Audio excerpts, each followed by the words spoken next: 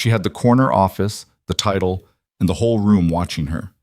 He had a mop, a daughter waiting at home, and a past so buried it had no name. In 30 seconds, Vanessa Sterling destroyed a man in front of 400 people. And she didn't think twice. But the man she humiliated had once walked into places where entire governments pretended not to look. He had made decisions most people couldn't survive knowing about, and he had given all of it up, every medal, every file, every shadow, for one reason: a 7-year-old girl who still slept with the light on.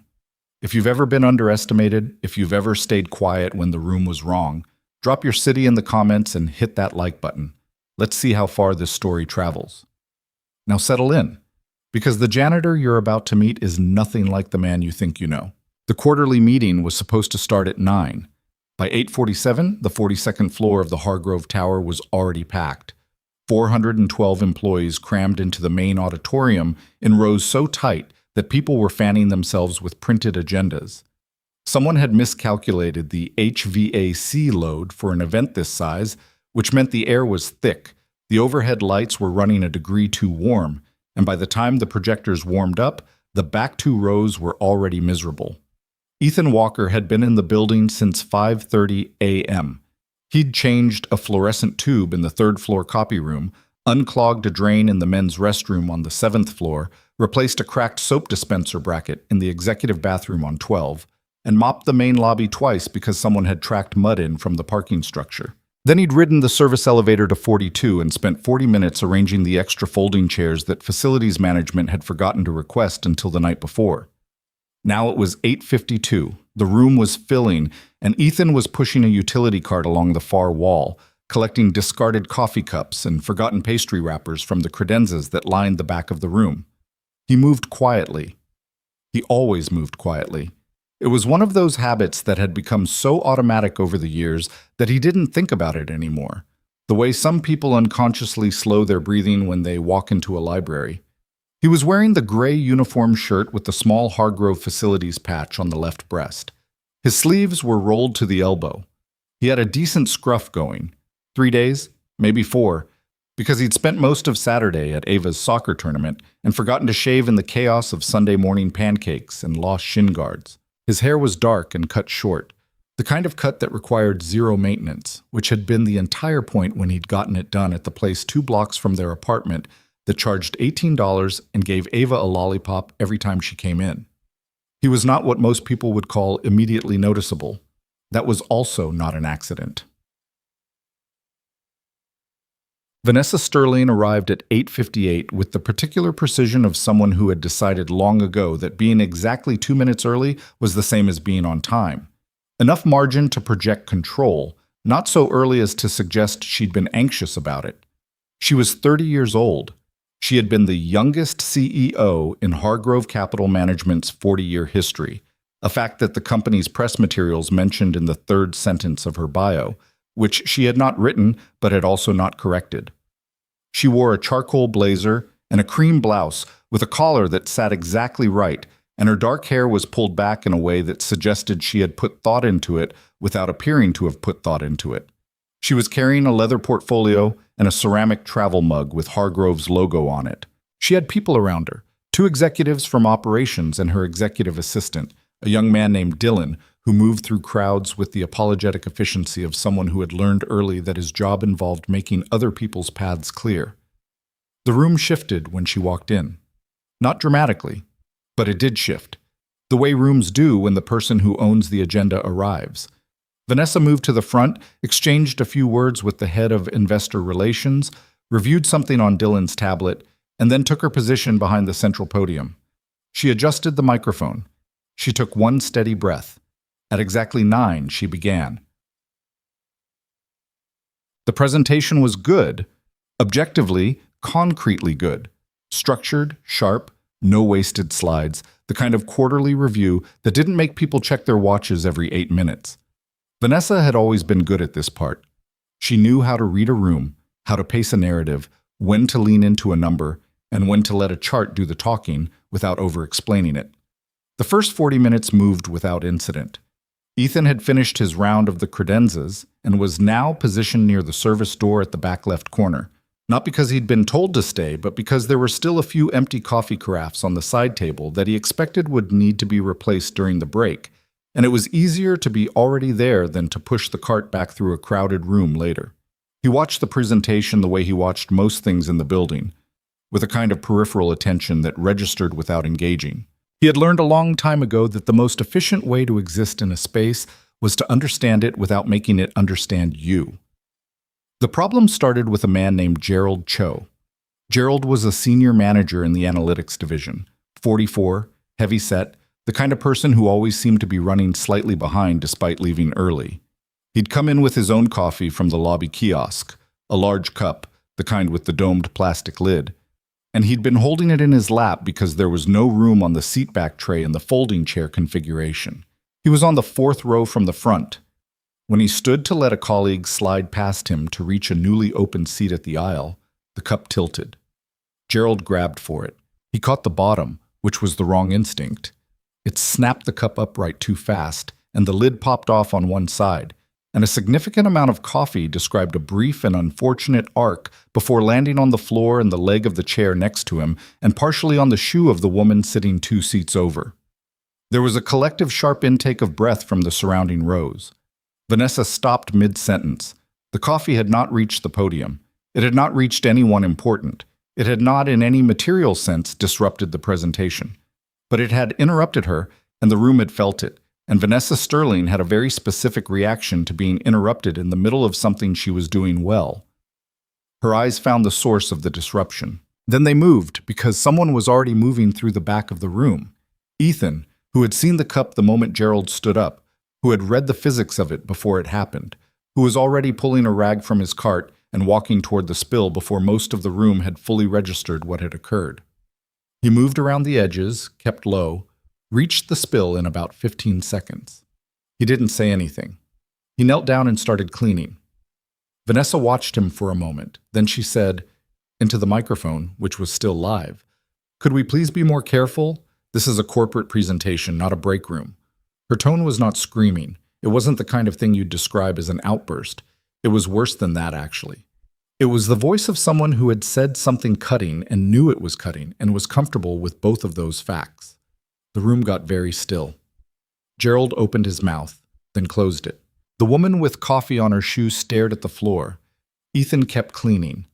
"I'm sorry," Gerald finally said. "It was my fault. It's fine," Vanessa said, in a way that meant it wasn't fine, but that she was choosing to be magnanimous about it, which was somehow worse. Her gaze dropped briefly to the man on the floor in the gray shirt. "Thank you," she said, the 2 words landing with about the same warmth as a receipt. Then she turned back to the screen and resumed her presentation. Ethan finished cleaning the floor. He collected the fallen lid. He blotted the chair leg. He stood, without hurry, and walked back to the service door. He didn't look up. Nobody was watching him by the time he reached it. That was fine. That was how it was supposed to go. Well, he ate lunch in the facility's break room on the 14th floor, a ham and cheese sandwich he'd made that morning while Ava ate cereal and complained that her backpack was too heavy and that Ms. Peretti assigned too much homework for a second grader, which, Ethan had to admit privately, was a fair point. He'd packed the sandwich in the small insulated bag he'd been using for 3 years, the one with the cartoon rocket on it that Ava had picked out at a dollar store when she was 4 and that he'd never had the heart to replace. He sat across from a man named Darius, who was 61 and had been in building maintenance for Hargrove longer than Ethan had worked there.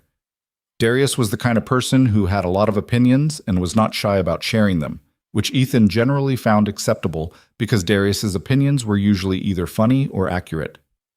"Saw you on 42 this morning," Darius said, not looking up from his phone. Saw the whole coffee thing. Heard about the whole coffee thing, I should say. Marcus from security told me. He said she said it on the mic." "She did." Darius looked up. "You okay?" "Yeah." "That's it, yeah?" Ethan took a bite of his sandwich. "It's not the worst thing that's happened to me on a Tuesday." Darius stared at him for a moment with the look of a man trying to decide if he was being admirable or just repressed. Then he went back to his phone. "I'd have said something." "I know." "I'd have said something, and then I'd have filed a thing." I know, Darius. HR has a form for that. I'm sure they do. I'm just saying. I know you're just saying. Ethan finished the first half of his sandwich. I have to pick Ava up at 3:30 on Fridays. I need this job. Darius was quiet for a moment. That's fair, he said. Still. Yeah, Ethan said. Still. He picked Ava up at 3:32, which was 2 minutes late, which she clocked immediately. You're late, she announced. She was standing on the third step of the school's front entrance with her backpack on both shoulders and her arms crossed, which was a posture she had recently developed and which Ethan suspected she had inherited from some television show. I know, I'm sorry. Miss Peretti said parents are supposed to be here at 3:30. Miss Peretti is right. So why weren't you? Train was slow. Ava considered this. She was 7, with her mother's dark eyes and his tendency to analyze situations before accepting them. She had a gap between her 2 front teeth that her pediatric dentist said was completely normal and would close on its own. She was wearing her favorite hoodie, purple, with a small white star on the chest, and her sneakers were untied, which he noticed but decided not to immediately address because there was a hierarchy to these things. Okay, she said finally, and came down the steps. He caught her backpack strap before she hit the sidewalk. Reflex, not intention, and she rolled her eyes in that way she'd recently started doing that made her look briefly 40 years old. I'm not going to fall, Dad. I know. You always do that. Old habit. From what? He crouched down and tied her left shoelace, then her right. From being a dad. She seemed to find this answer insufficient, but not worth arguing about. She grabbed his hand when he stood up, which she still did without thinking about it, and which he hoped she'd do for a long time yet. They walked to the train station 3 blocks over. She told him about her day with the kind of selective detail that 7-year-olds specialize in. Enormous amounts of information about things he considered minor and near total silence on things he actually wanted to know. He found out that Jalen had said something mean to Brianna during lunch, that the music teacher had a new haircut that was weird but not bad weird, that there was going to be a talent show in 6 weeks, and that Ava was thinking about doing something for it, but hadn't decided what. What are you thinking about doing? He asked. She scrunched her face. Maybe singing, but I don't know. You've got a good voice. You have to say that. I don't, actually. Yes, you do. You're my dad. Being your dad means I see everything honestly, he said. If you were bad at singing, I'd tell you to do something else. She thought about this. Would you really? I'd say it nicer than that. But yeah. She was quiet for a half a block. I'm kind of scared, she said. Of what? Of people watching me. He didn't say anything right away. He just held her hand a little more firmly for a moment, and she felt it, and she leaned into his arm the way she'd done since she was small. That goes away, he said. Does it? He thought about what honesty meant there. Mostly, he said. You get used to it. Their apartment was on the 4th floor of a building in Wicker Park. 2 bedrooms, 1 bathroom, a kitchen that was just large enough if you didn't try to have 2 people in it at once, and a living room with a window that looked out over the street below. It was the kind of apartment that cost more than it should and was smaller than it looked in the listing photos. But it was theirs, and it had good light in the mornings, and Ava's room had a wall she'd painted herself in small handprints when she was 5 because the landlord had been on vacation and hadn't found out until the paint dried. He'd never repainted it. Ava did homework at the kitchen table while Ethan made dinner, pasta, because pasta was fast, and because he'd gotten home a little late, and Tuesday was already not a strong night. He made a sauce from scratch, which was not strictly necessary, but which had been something he'd started doing when Ava was about 3, and he'd first understood that the routines he built around her were the architecture of something important. She narrated her homework as she went. Not asking for help, exactly. More like thinking out loud and expecting him to be in the room while she did it. 8 times 7, she said. 56. How do you just know that? I learned it. But how do you know it fast? I practiced it until it was automatic. She wrote something down. That seems boring. Most useful things are boring to learn and interesting to use. She looked up at him. Did someone tell you that? I think I made it up. It sounds like something someone told you. He smiled at the stove. Fair. After dinner, they watched one episode of a nature documentary she'd been working through. She was in a phase of intense interest in deep-sea creatures, which he found genuinely fascinating and which had led to several conversations about bioluminescence and pressure and the general strangeness of things that existed in darkness. Then he ran her bath, and she complained about rinsing her hair, and he sat on the edge of the tub and read from the book they'd been doing at nights. A chapter at a time, had been going since October, because she liked stopping and asking questions, and he liked that she asked them. He tucked her in at 8:45. She was usually asleep within 10 minutes. Tonight, she wasn't. Dad. Yeah. Were you ever scared of people watching you? He was quiet for a moment. He was sitting on the edge of her bed in the dark, and the nightlight in the corner was throwing a soft orange circle on the wall. Yes, he said. When? Different times. She rolled over so she was facing him. What did you do? He thought about the real answer to that question. The genuine answer, which involved rooms he'd never describe and situations he'd trained for, and moments when the difference between being seen and not being seen had been a much more serious matter than a school talent show. I figured out what I was doing it for, he said. When I was scared, I'd think about the reason I was there, the thing I was protecting, and that was bigger than the scared part. She seemed to think about this. What was the thing you were protecting? She asked. He looked at her for a moment in the orange nightlight dark. Different things, he said, at different times. She seemed to accept that. She curled into her pillow. Okay, she said. Okay, he said. He sat there another few minutes after she fell asleep, not moving, just watching the slow rise and fall of her breathing. Outside, a bus passed on the street. Somewhere in the building above them, someone dropped something heavy. Ethan Walker sat in the dark in his daughter's room and was still in the way that only people who have learned stillness from necessity can be still. Chuck. He didn't sleep well as a rule. He never had, not in the years since he'd left. Part of it was operational habit, the kind of wiring that doesn't fully decommission even when the mission does. Part of it was the quiet. He'd spent enough years in environments where quiet was a warning sign that his nervous system had never fully adjusted to treating it as safety. He was up by 5 on Wednesdays, same as always. He made coffee. He stood at the kitchen window and watched the street come to life below. The delivery trucks, the joggers, the bodega on the corner opening its roll-up grate with the same scraping sound it made every morning. He drank his coffee slowly.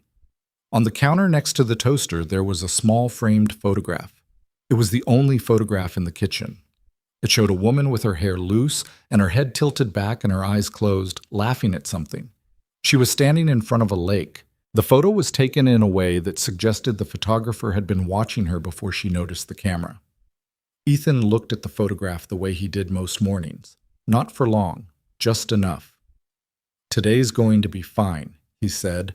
Not because he believed in announcing things to photographs, but because he'd been saying it to her every morning since she died, and he hadn't found a reason to stop. He rinsed his cup. He packed Ava's lunch. He laid out her clothes on the chair in her room because she had a tendency to forget things, and he had a tendency to anticipate that. Then he put on his gray shirt and went back to work. By Thursday, people were looking at him differently. He noticed it because he was the kind of person who noticed things, and because the change was specific enough to register even against the background noise of a building full of people who rarely looked at the janitor at all. It started with Colonel, which was not the man's rank but his nickname, a detail Ethan knew only because he'd heard people use it. A man named Frank Alderman, who worked in the executive security division on the 38th floor. Frank was 62, ex-military, the kind of person who carried his posture like a piece of equipment. He'd been with Hargrove for 9 years as a senior security consultant. Frank had walked past Ethan in the hall on Thursday morning, stopped, and said simply, "Walker." Ethan had looked up. Frank had given him a look that Ethan recognized, not from Hargrove, not from anything in the current context of his life, but from a long time ago and a very different setting. It was the look of someone who knows more than they're saying and is choosing not to say it, and who expects you to understand that. "Morning," Ethan said. "Morning," Frank said. And that was it. Frank walked on. But something had changed in the geometry of the exchange, and Ethan felt it settle into him like a stone dropping into water. He wasn't sure yet how Frank knew. He wasn't sure who'd told what to whom. He'd been careful, thoroughly, exhaustively careful, about keeping those two halves of his life sealed from each other. Different name structure and different records, a documentation trail that had been constructed by people whose job it was to construct such things, and years of deliberate effort to simply be unremarkable. But there were networks that existed outside of documentation. There were people who knew people, and sometimes the circles overlapped in ways that paperwork couldn't prevent. He went about his day. On Thursday afternoon, coming out of the supply closet on the 21st floor with a fresh mop head, he nearly walked into Marcus Teal from security, late 30s, ex-Army, had a photo of his old unit on the desk in his security station that Ethan had clocked during his first week and never mentioned. Marcus stepped back, nodded. "Sir," Marcus said. Ethan stopped. "Marcus," he said evenly, "you don't need to do that." Marcus held his gaze for a moment.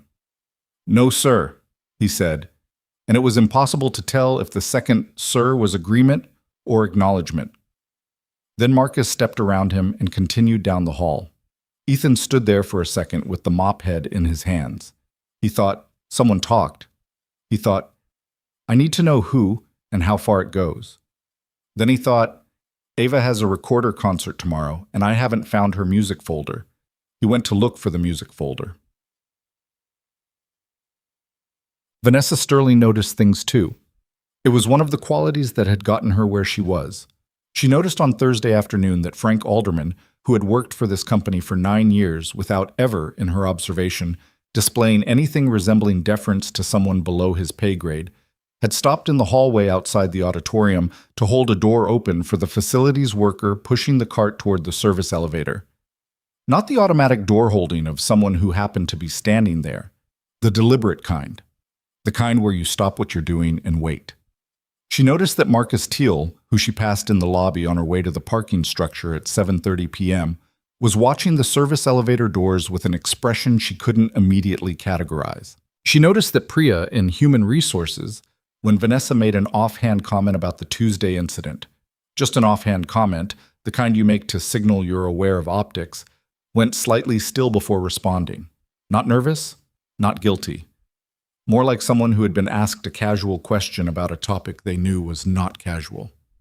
He's been with us about 8 months, Priya had said carefully. Good record, no issues. He didn't say a word, Vanessa said, when it happened. Nothing. No, Priya said. He wouldn't. It was the wouldn't that stayed with Vanessa. Not wouldn't. She filed it. She had a habit of filing things. Observations that didn't fully compute, patterns that were still assembling themselves. It was how she thought. She went to a dinner meeting, came back, answered emails until 11, and went to bed. She did not think about the janitor again that night, but the word wouldn't sat in a folder somewhere in the back of her mind, where things went when they weren't finished yet. Friday morning. Ethan was on the 16th floor, replacing a damaged ceiling tile in the corridor outside the conference room, standing on a 4-step stepladder with the tile in both hands, when he heard the voices coming down the hall. 2 men. Both of them had the walk, that specific kind of deliberate, unhurried, ground-covering stride that people who have spent time in operational environments carry into the rest of their lives. They didn't see him immediately because they were in conversation, and he was half behind an open ceiling panel. He recognized one voice before he saw the face. Told me it was him. I didn't believe it until I ran the name against the records. There are no records. I know that. That's the point. They turned the corner and he was visible to them. Both men stopped talking at the same moment, and the quality of their silence was not the silence of people who've been caught gossiping. It was the silence of trained people who have learned to recalibrate instantly. The one who'd been speaking was a man Ethan didn't recognize. Late 40s, gray at the temples, the kind of face that had spent time outdoors in weather. He was wearing a visitor's badge. The other man was Frank Alderman. Frank looked at Ethan with that same look, the look that meant he was choosing not to say what he knew. Ceiling tile? Frank said. Yeah, Ethan said. The visitor's gaze moved over Ethan the way a person looks at something they're trying to match against a memory. He said nothing. Ethan lifted the tile back into place, pressed it flush, and stepped down from the ladder. He folded the ladder and set it against the wall. Then he picked up his cart and moved down the hall away from them without looking back. He heard nothing after that because he had moved very quietly and because there was nothing more to hear. But his mind was running the calculation now. Who the visitor was, who had spoken to Frank, whether this was a problem of the uncomfortable but manageable variety or something that required actual decisions. He was halfway to the service elevator before he'd completed the assessment and reached a provisional conclusion: uncomfortable, not urgent. The people who knew wouldn't talk to the people who shouldn't know, because those were the rules of the world they'd all inhabited, and those rules persisted even after the work stopped. It would be fine. It was probably going to be fine. He got in the elevator and rode down alone and thought about Ava's music folder, which he'd found on top of the refrigerator Wednesday night, and which he needed to remember to put in her backpack today. She played 3 songs at the recorder concert. She was in the 3rd row, which was not the front row, which he knew she'd probably requested, and she held the recorder with both hands, and her shoulders were slightly raised in the way they got when she was nervous. He was in the 5th row of the audience with maybe 60 other parents, sitting next to a woman whose kid was directly beside Ava, and they'd exchanged the polite parental nod of strangers who are temporarily united by shared proximity to small children holding wind instruments. The first song was Hot Cross Buns, which was apparently foundational to the recorder curriculum and which Ethan had heard approximately 40 times in the apartment over the past 3 weeks. The second song was something he didn't recognize. The third song was Ode to Joy, which Ava had been practicing hardest. She didn't look up once during the first 2 songs, just watched the sheet music on the stand and played with the slightly clenched intensity of a person managing anxiety through concentration. Then Ode to Joy started. About 12 bars in, she looked up, not at anything specific, just up, out at the room, the way you do when you've stopped counting and started playing. Her shoulders came down. She finished the song looking somewhere between the music stand and the audience, in that middle distance where Ethan knew you go when you've stopped performing and started doing. The parents clapped. Ava's eyes found him in the 5th row. He gave her a thumbs up. She rolled her eyes in that way she'd recently developed, but she was smiling when she did it. The gap-toothed, unpracticed smile that she couldn't quite control yet. And that was, he thought, a very good thing. He waited for her in the hallway while she collected her backpack. The woman whose kid had been next to Ava stopped beside him. "Your daughter did great," she said. "She did," he said. "She looked so nervous at first, and then she just—" The woman made a small gesture with her hand, like something releasing. "Yeah," he said. "She figured something out in the middle." The woman nodded. "They do that," she said. "Sometimes, right when you're watching." Ava came out of the classroom with her backpack and her recorder in its soft blue case, and her jacket half on, one arm in and one arm not, moving with the post-performance energy of someone who had survived something and was already processing it. "I messed up the G in the second song," she said immediately. "I didn't hear it." "I heard it." "Okay. Were you the only one who heard it?" She considered. "Probably." "Then it doesn't count as a public event." She thought about this while she finished putting on her jacket. "I looked up," she said, "during the last song." "I saw." "Was that okay?" He held the door open for her. Outside, the late November air hit cold and clear, and the street was lit with the yellow-orange of street lamps coming on as the sky went dark. "It was the best part," he said. She walked beside him, and after half a block she slid her hand into his without discussion, the way she'd been doing since she could walk, and they moved down the sidewalk together in the early dark. He didn't think about Vanessa Sterling. He didn't think about Frank Alderman or the visitor on the 16th floor. He thought about a girl who had looked up in the middle of her fear and found her way through to the other side of it. He thought that was worth more than most things he could name. They stopped at the corner and waited for the light, and the city moved around them the way cities do, indifferent and enormous, and somehow, when you were standing in it with a 7-year-old's hand in yours, not very scary at all. "Can we get hot chocolate?" she asked. "Yeah," he said. "We can get hot chocolate." The light changed. They walked. The hot chocolate place was a small cafe 3 blocks from their apartment. The kind of place that had been there long enough to have regulars who sat in the same seats every time and ordered without looking at the menu.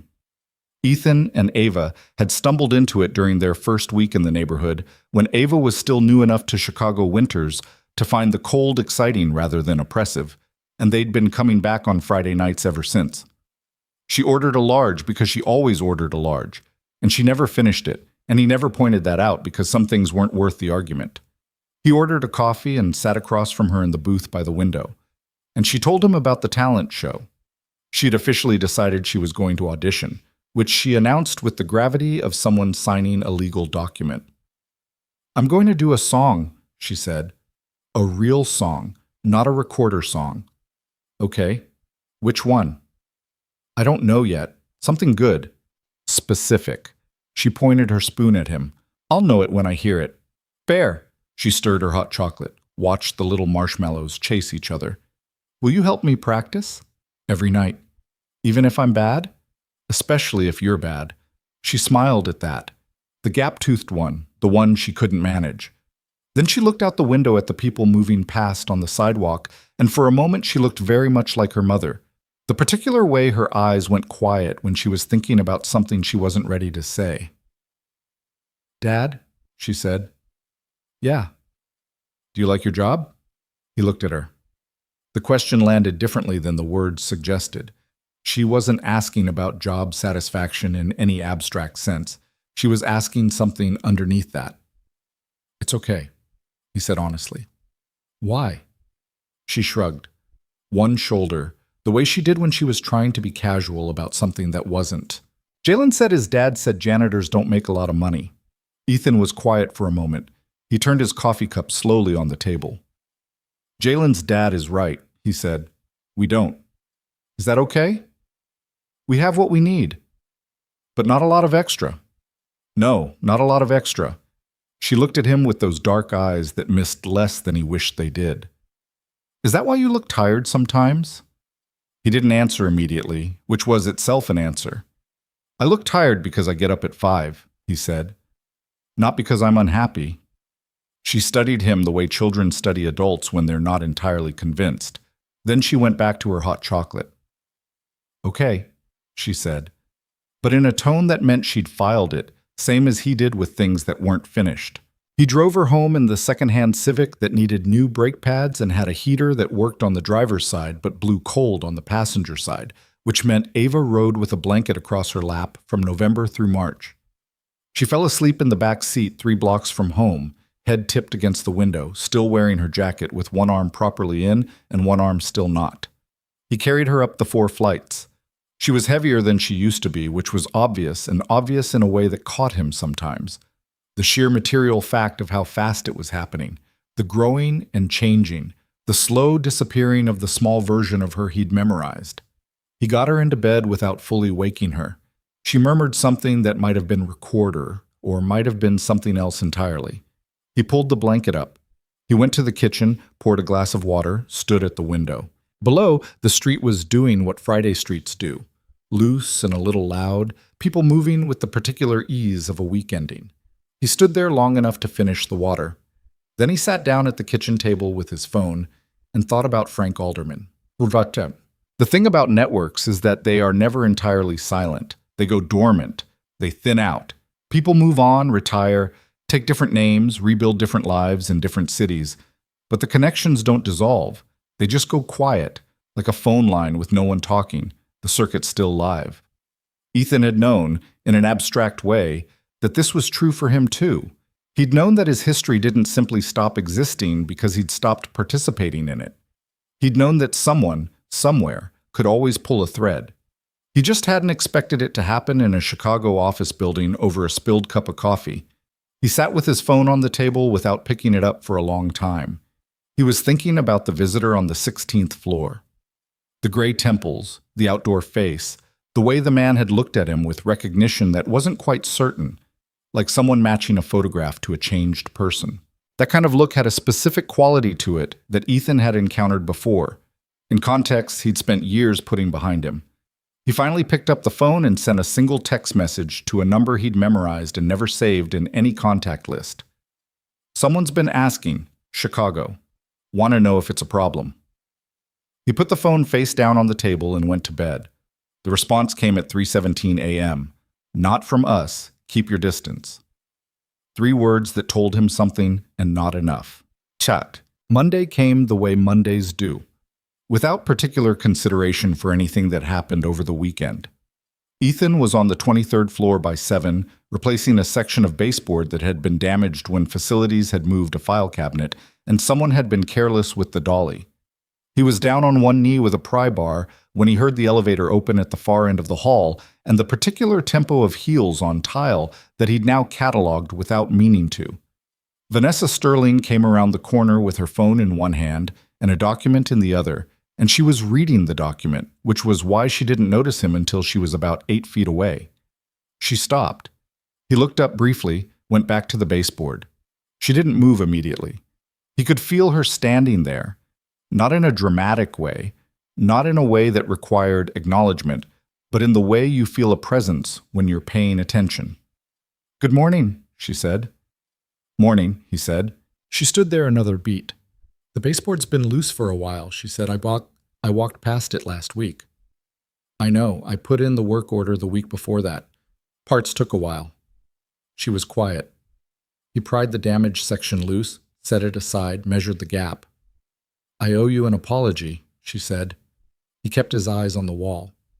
"You don't have to do that." "I know I don't have to. That's not the same as not owing it."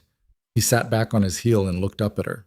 She was standing with the document at her side now, her phone in her blazer pocket, and she was looking at him with the directness of someone who had rehearsed this but was now performing it without the script.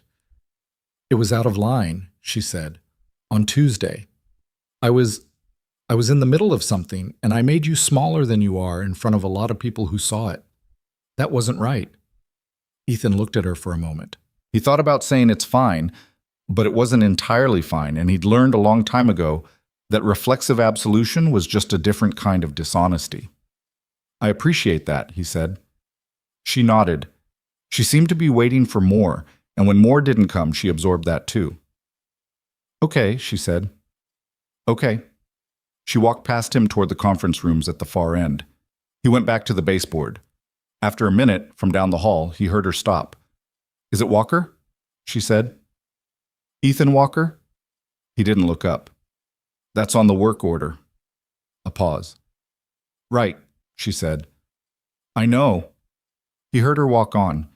He pressed the new section of baseboard into place and held it while the adhesive set, and he thought about the way she'd said his name. Like she was checking it against something, the way people do when they've looked something up, and they're not quite sure what they found. She'd looked him up on Sunday. That part she would later be honest about. It had started as something routine. She pulled HR records occasionally, not in any invasive way. Just the general organizational habit of a CEO who believed that knowing your people meant knowing more than their title and their output. She'd pulled Ethan Walker's record after the conversation with Priya, and what she found was not nothing, but it was thin. Employment history going back 2 years, first at a building management company in Indianapolis, then at Hargrove. Before Indianapolis, a gap, listed simply as private sector consulting, which was the kind of category that could mean almost anything.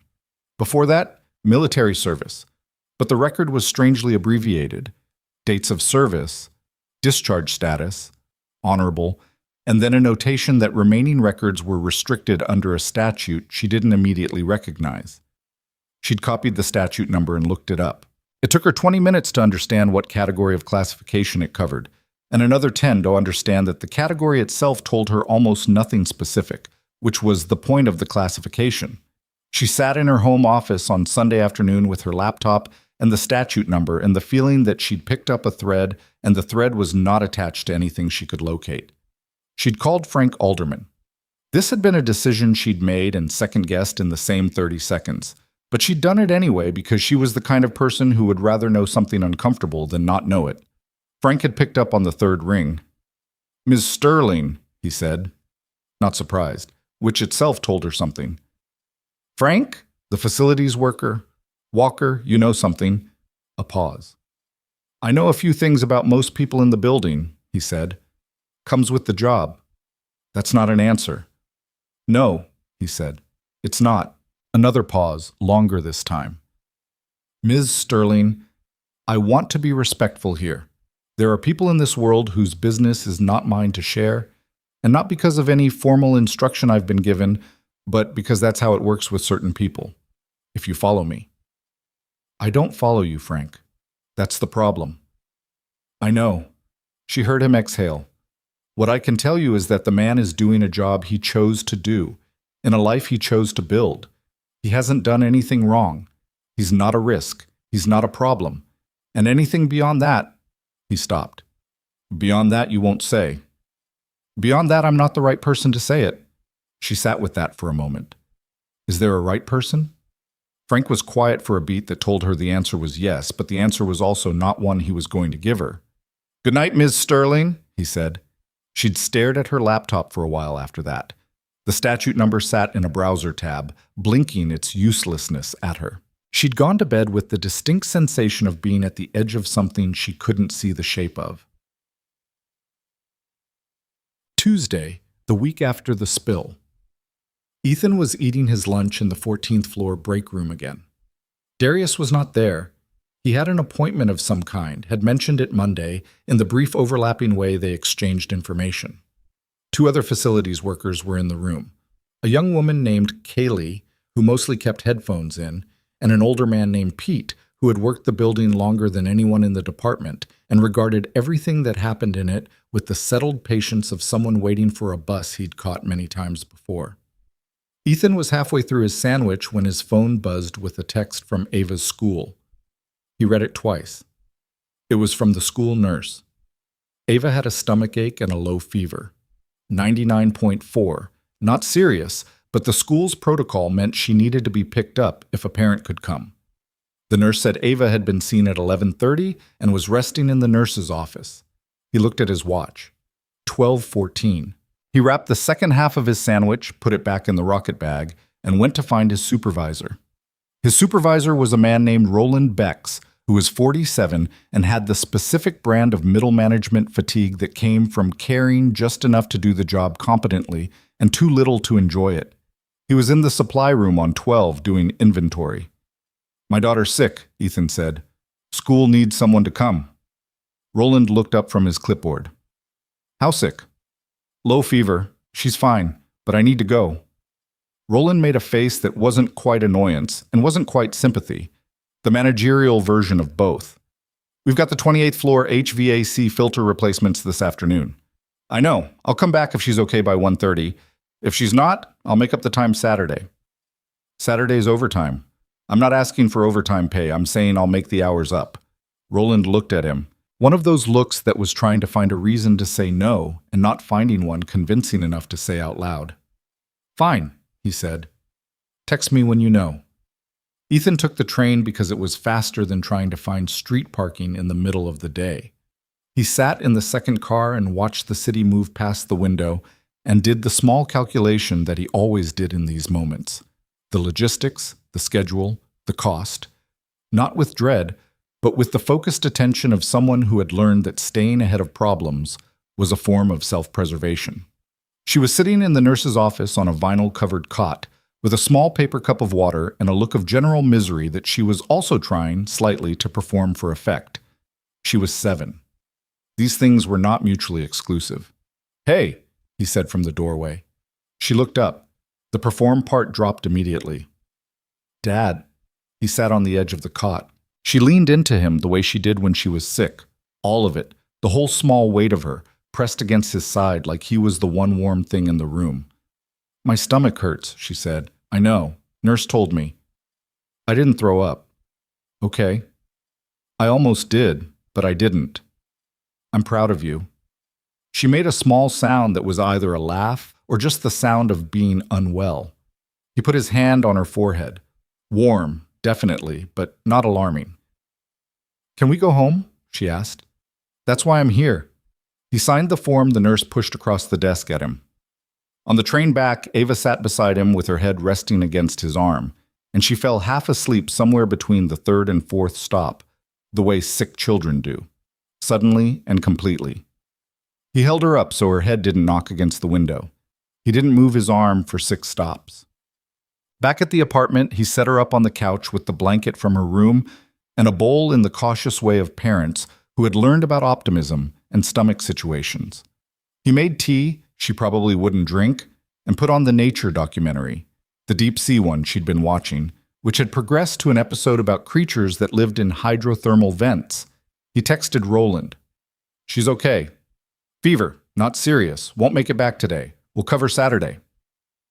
Roland's response was a thumbs up emoji, which was about the most human thing Ethan had ever seen the man produce. He sat in the armchair across from the couch and watched Ava half-watch the documentary. She was at that particular stage of sick where she wasn't feeling well enough to do anything interesting, but well enough to be bored about it, which was its own uncomfortable place. "Dad," she said. "Yeah." "The lady at your work, the one who yelled at you." He looked at her. "How do you know about that?" She gave him a look. "Darius told me when you were getting the car." Ethan made a mental note to have a conversation with Darius about information sharing. "She didn't exactly yell," he said. "Darius said she embarrassed you in front of everyone." "Darius uses a lot of words." "Did it make you feel bad?" He was quiet for a moment. One of those moments where the honest answer and the parental answer were in mild conflict. "For a second," he said. "Then I went back to work." Ava looked at the television. A camera was drifting past a vent plume, the water shimmering with heat distortion. "I would have said something," she said. "I know you would have. Isn't it bad to not say anything? Like, Miss Peretti says you have to stand up for yourself." "Miss Peretti is right. Sometimes you do." "So why didn't you?" He looked at the side of her face, and the gap between her teeth where she'd lost the first one and the new one was already halfway in. The small curve of her ear, the way her hair was going slightly wild from lying on the couch. "Because she wasn't wrong about the thing that mattered," he said. "The coffee did need cleaning up, and I was the one there to clean it up. Everything else, the way she said it, that's on her, not on me. I know who I am. I don't need to prove it to a room full of people I don't know." Ava turned to look at him. "That's also kind of Darius-level words," she said. He laughed. An actual laugh, the kind that surprised him. "Yeah," he said. "Maybe." She turned back to the television. "She should still say sorry," she said. "She did," he said. "This morning." Ava considered this. Was it a real sorry or a fake sorry? He thought about Vanessa Sterling in the hallway, the way she'd stood without her professional armor for approximately 90 seconds before putting it back on. "Real enough," he said. But by Wednesday, word had spread in ways he couldn't entirely trace. He was aware of it the way you're aware of a change in air pressure before weather comes. Something in the way people moved around him, the particular quality of eye contact from certain people, and the avoidance of it from others. The veterans in the building, Frank, Marcus, 2 people in security he'd quietly identified as former service, were doing the thing they did, treating him with a kind of professional respect that was careful not to be obvious, but that was to him completely obvious. Others had noticed too. He could see it. Priya from HR had stopped by his cart on the 2nd floor under the pretense of asking about a supply closet she needed unlocked, and she'd been looking at him the way people look at something they've been told more about since the last time they looked. A senior manager named Carla Dietrich, who had never in 8 months of walking past him managed to see him, had said good morning by name. He understood the dynamic. He didn't like it, but he understood it. Status in hierarchical environments didn't work in straight lines. It traveled through perception, through association, through the way other people's behavior signaled value before anyone had said a word. When the people who understood danger started treating you differently, the people who understood only office politics noticed and recalibrated, even without knowing why. He hadn't wanted this. He had actively, deliberately not wanted this. He went home Wednesday evening and made dinner, baked chicken this time, because Ava was back at school and healthy and had requested it with the specificity of someone who had strong feelings about protein. And he stood at the stove and thought about what the next shape of this was going to be. Because he had learned, over years of working in systems where information was a resource, that once a thing had started moving, it very rarely stopped on its own. It moved until it hit something solid enough to stop it, or until it ran out of energy, or until someone made a decision about it. He hadn't made a decision yet. He was good at waiting. He had always been good at waiting. Ava came into the kitchen while he was plating the chicken.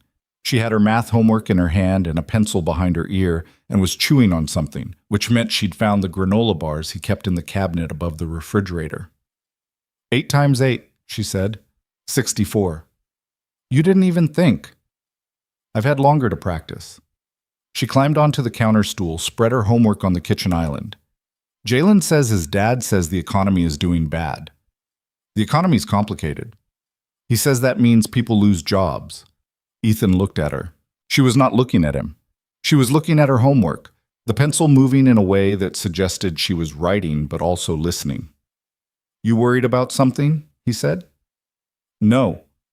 A beat. Maybe. He set a plate in front of her. She looked at it. We're okay, he said. I need you to know that. Okay. Not okay like you're not sure. Actually okay. She looked up at him. 7 years old, with eyes that had been through more than most 7-year-olds' eyes, and knew it without knowing how to name it. Okay, she said, differently this time, like she believed it. He sat across from her and they ate, and she did her homework between bites, and he helped when she asked and stayed quiet when she didn't. And the apartment was warm and the chicken was good, and outside the window the city was doing its relentless city things. He thought about the visitor with the gray temples on the 16th floor. He thought about the text from 3:17 a.m. He thought about Vanessa Sterling saying his name like she was checking it against something. He ate his dinner. He helped Ava with fractions, which she found personally offensive as a concept. He ran her bath. He read her a chapter and a half because she'd been sick, and he was softer about rules when she'd been sick. And she knew that, and he knew that she knew that, and neither of them said anything about it. He turned out her light. He stood at the kitchen window with a second cup of coffee and watched the street below. He thought, something is coming. He had been in enough places, in enough situations to understand the feeling of a thing that is not yet visible but has already begun. The way a room changes before the person walks in, the way a conversation shifts before the hard part starts, the way the air in a building feels different when the thing happening in it is about to become unmistakable. He didn't know yet what form it would take. He knew it was coming. He finished his coffee. He rinsed the cup. He set it in the drying rack next to Ava's dinosaur cup and her purple water bottle and the small stack of things that constituted their ordinary life. He went to bed. He didn't sleep well. He almost never did. The Thursday. It happened started like every other Thursday. Ethan was on the building by 6:40, which was 10 minutes earlier than his shift technically required, which was a habit he'd never been able to break because arriving early was the kind of thing that had once been a survival behavior and had since become just how he operated. He changed in the locker room on the basement level, clocked in, checked the overnight maintenance log for anything that had been flagged and not resolved, and took the service elevator to the 19th floor where a section of ventilation grill had been reported loose by cleaning staff the night before. It took him 11 minutes to resecure it. By 7:30, he was on 26, replacing a bathroom faucet handle that had cracked. By 9, he was in the sub-basement checking the pressure readings on the auxiliary water line that the building engineer had noted was running slightly low. By 10:15, he was back on 12, eating the banana he'd brought because he'd skipped breakfast. Ava had been slow getting ready, and he'd spent most of the morning hour negotiating the terms of hairbrushing, which was an ongoing conflict in their household with no foreseeable resolution. The building had 2,847 employees across 44 floors. On a Thursday in late November, roughly 2,000 of them were in the building at any given time. The lobby was busy from 8 until 10, quieted around 11, picked back up at lunch. The upper floors, about 35 through 44, were mostly executive and operations. The middle floors were a mix of open-plan teams, conference rooms, and the particular low-grade noise of a large company running. Ethan knew the building the way he knew most spaces he operated in, systematically, practically, without attachment. He knew which elevators were slowest, which stairwells were least used, where the fire suppression system had been updated, and where it was still running on the older infrastructure. He knew the load capacity of the service corridors and the location of every emergency shutoff on every floor he regularly worked. He had not cataloged these things because he expected to need them. He cataloged them because cataloging was what he did. So, the first alarm went off at 11:48. He was on the 29th floor when it happened, in the hallway outside a server room, waiting on a callback from the building engineer about a humidity sensor that had been throwing erratic readings. The alarm was the standard pull station tone, 2 short pulses repeating, and for approximately 4 seconds, it was indistinguishable from any of the 3 false alarms the building had logged in the past 2 months. Then his nose told him something different. Smoke. Not the faint, diffuse kind that comes from a toaster on 17 or someone's burned microwave popcorn on 31. Something denser, something that had been building for a few minutes before anyone noticed. He moved to the nearest window at the end of the hall. From this angle, he couldn't see anything directly below, but he could see the reflection in the glass tower across the street, a faint dark ribbon coming from somewhere on the building's southwest face, lower floors. He pulled his radios from his belt. Walker, maintenance, 29. What floor is the active alarm? The response came back in about 5 seconds. It was Marcus Teal, and his voice had the controlled flatness of someone who was not panicking but was also not pretending everything was fine. 22, southwest quadrant, electrical fire, server corridor. Suppression system activated, but it's not contained. Buildings evacuating. 22 southwest, but that's the old wiring section. Yeah. Suppression system in that corridor is the pre-2019 dry chemical setup, not rated for a full electrical spread. A beat. I know that.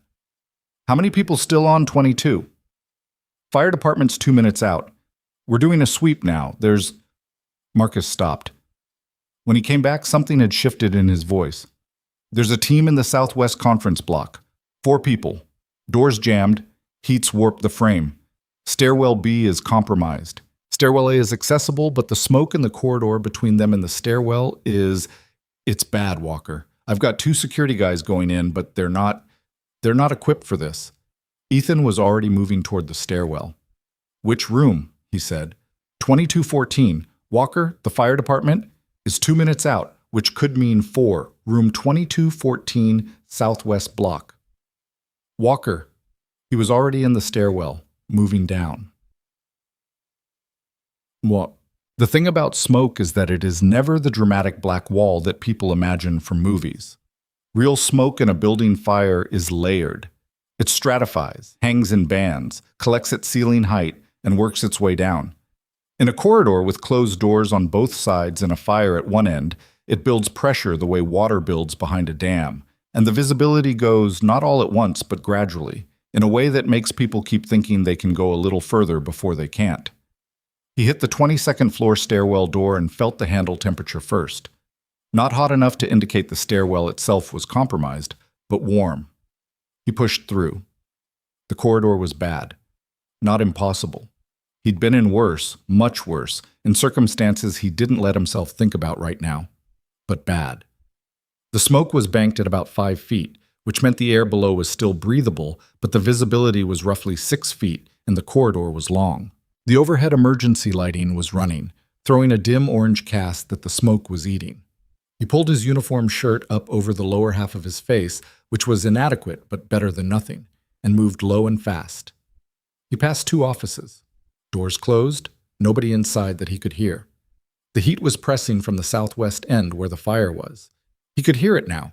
Not the roar of a fully open fire, but the lower, more continuous sound of something burning through materials it had already compromised, like a conversation happening in the next room through a wall. Room 2214 was 60 feet down the main corridor, then a left through the conference block entrance. He moved. At the conference block entrance, the smoke was denser. He could feel the temperature differential.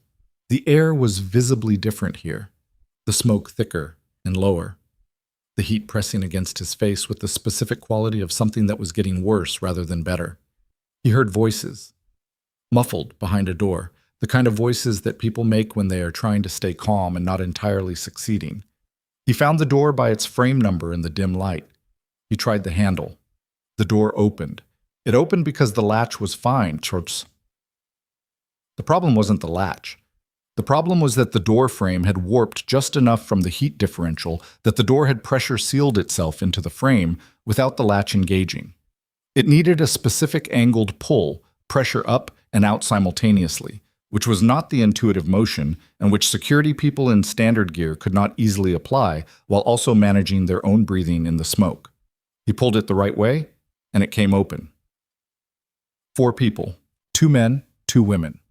One of the men, mid-50s, heavy-set, the one Ethan recognized from the facility's incident 3 weeks earlier as a senior analyst named Gerald Cho, was down on one knee in the corner with his jacket over his face. The others were standing near the opposite wall, below the smoke line, doing the right thing. One of the women had her phone out, flashlight on. "On your feet," Ethan said. His voice was level. "All 4 of you. Stay below the smoke. Follow me close. Keep a hand on the person in front. Don't run. Move steady." "The corridor," one of the women started, "is passable. I just came through it. You stay below 5 feet and you keep moving. Now." Gerald was having trouble getting up. His breathing was ragged. Not from the smoke itself, he'd been protected enough, but from what Ethan recognized as the particular physical response of someone whose body had spent too long under adrenaline and was now seizing up. He grabbed Gerald under the arm and pulled him upright with a grip that left no room for negotiation. "I got you," he said. "You're walking. Let's go." Gerald found his legs. They moved out into the corridor. The smoke was slightly worse than when he'd come through. Maybe 40 seconds of progression, enough to matter. He kept them moving at a pace that was fast without being frantic, one hand on Gerald's arm, his head below the smoke line, counting door frames in the murk to track their position. The woman with the phone was directly behind him. Behind her, the other 2. He could hear them breathing, fast but controlled. They were doing okay. At the conference block exit, he stopped them for 1 second, checked the temperature of the corridor ahead, found it unchanged, and moved them through. "Stairwell A," he said. 60 feet, straight ahead. Keep going." 60 feet in a smoke-filled corridor at a sustained crouch, with 4 people who are frightened takes longer than 60 feet in an open hallway. It took them roughly 45 seconds.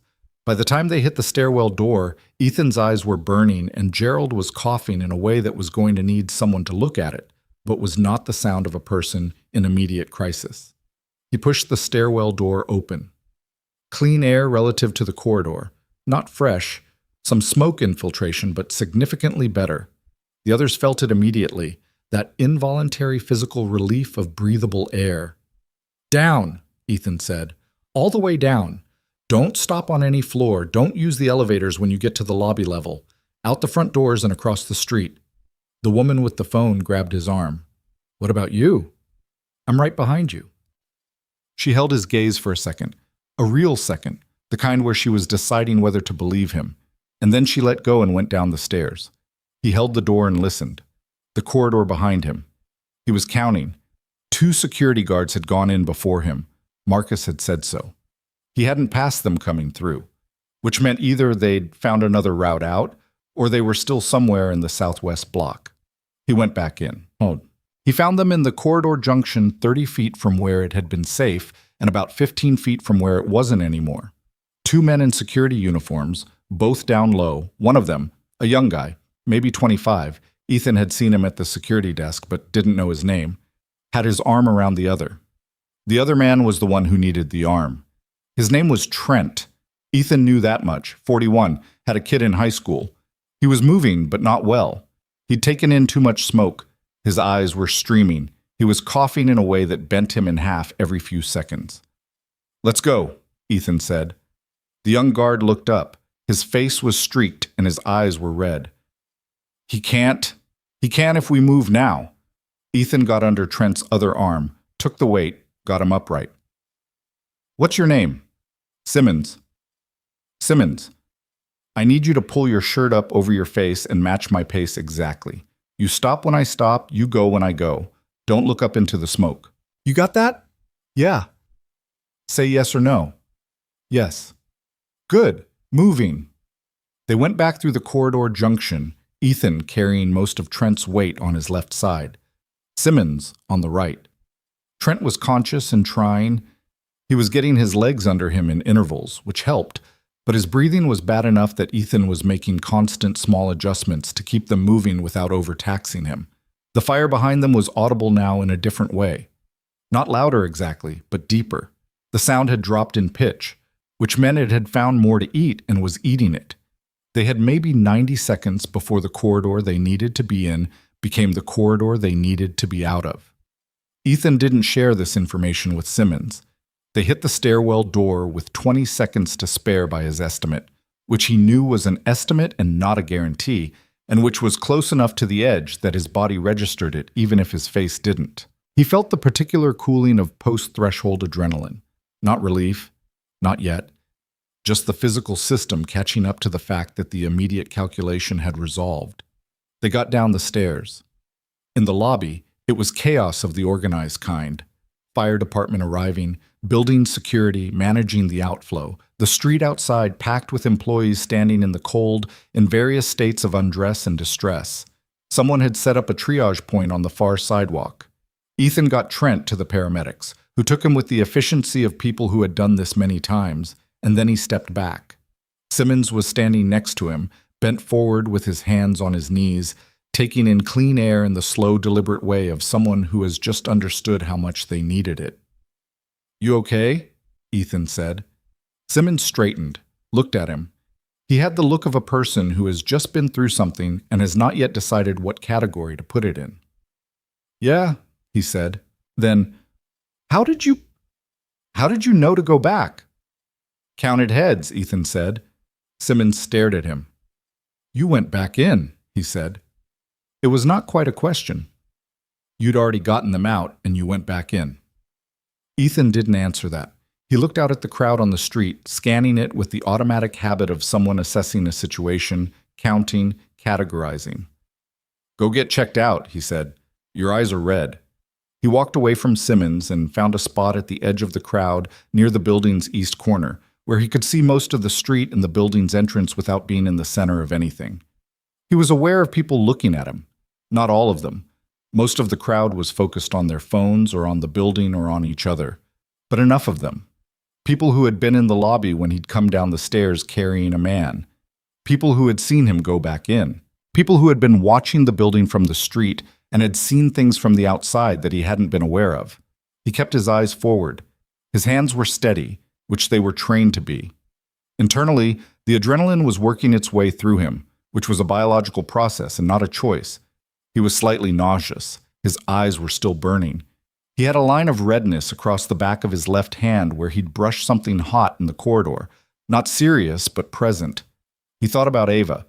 He thought about how it was Thursday, and he had a 3:30 pickup, and at the rate the fire department was working, it looked like the building was going to be evacuated for the rest of the day, which meant he could get Ava on time without explaining any of this. Good. That was good. He did not want to explain any of this. Vanessa Sterling had been on the 39th floor when the alarm went off. She had been in a closed-door meeting with 3 board members and her CFO, reviewing projections for Q1, and the initial alarm had not immediately penetrated the room because the conference room had better than standard sound insulation, and because everyone in the room had heard building alarms before, and the collective human instinct in those first few seconds is always to assume it's a test. It was Dylan who knocked on the door and came in with the look that meant it wasn't a test. They'd evacuated in good order. Vanessa knew the procedure, knew the route, knew better than to take the main elevators. She'd come down the west stairwell with her CFO and the board members, and they'd emerged into a lobby that was already moving in all directions at once. She'd gotten out to the street and watched the fire department go in, and she'd been doing what she always did in a crisis, gathering information, assessing, trying to build a picture, when Marcus Teal had appeared at her shoulder. "Ms. Sterling." His voice was tight. "What's the status?" "Fire's on 22. 4 employees were trapped in the conference block. They're out. They're okay. 2 security personnel also got out." He paused. "Walker got them out." She turned to look at him. "What?" "Walker. The facilities. I know who he is. What do you mean he got them out?" Marcus's jaw moved slightly. "He went in, after the alarm before the department arrived. He went in and he got the 4 people out of 2214, then he went back in for Trent and Simmons." She stared at him. He went back in. Yes, ma'am. She looked at the building. Then she looked out at the crowd on the street and found him almost immediately. Gray shirt, slightly back from the main crowd, at the corner of the building's east face. He was standing still in a way that was different from how the rest of the crowd stood still. The rest of the crowd was stunned, scattered, the particular paralysis of people who have been interrupted midday by something their bodies weren't prepared for. He was standing the way you stand when stillness is a posture you've trained for. His eyes were moving. She could see that from here, working through the crowd in a systematic way that was so subtle she almost missed it. She started walking toward him. He saw her coming when she was about 30 feet away. She could tell by the slight shift in his posture, the way his focus arrived on her without being obvious about it.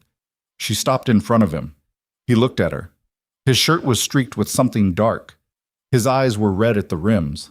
There was a mark across the back of his left hand that looked like a burn. She didn't know what to say first.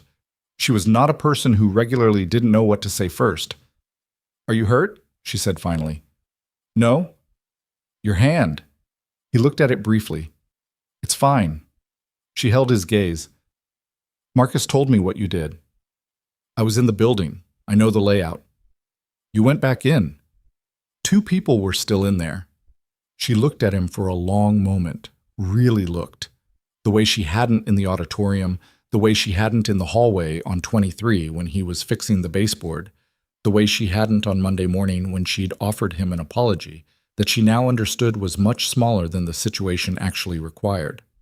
"Who are you?" she said. It came out different from how she'd intended it. Not aggressive, not demanding, more like a question she was asking herself out loud and had accidentally let him hear. He didn't answer it. "I have a pickup at 3:30, he said. "Is the building going to be reopened today?" She blinked.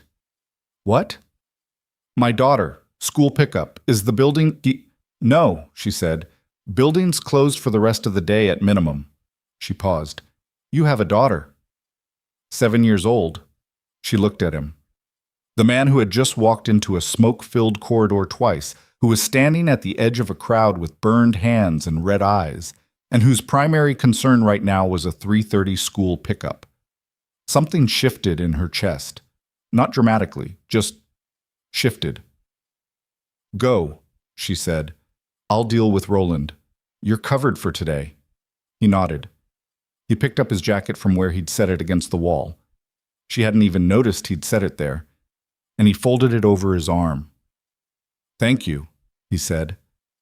She wanted to say something else. She could feel it.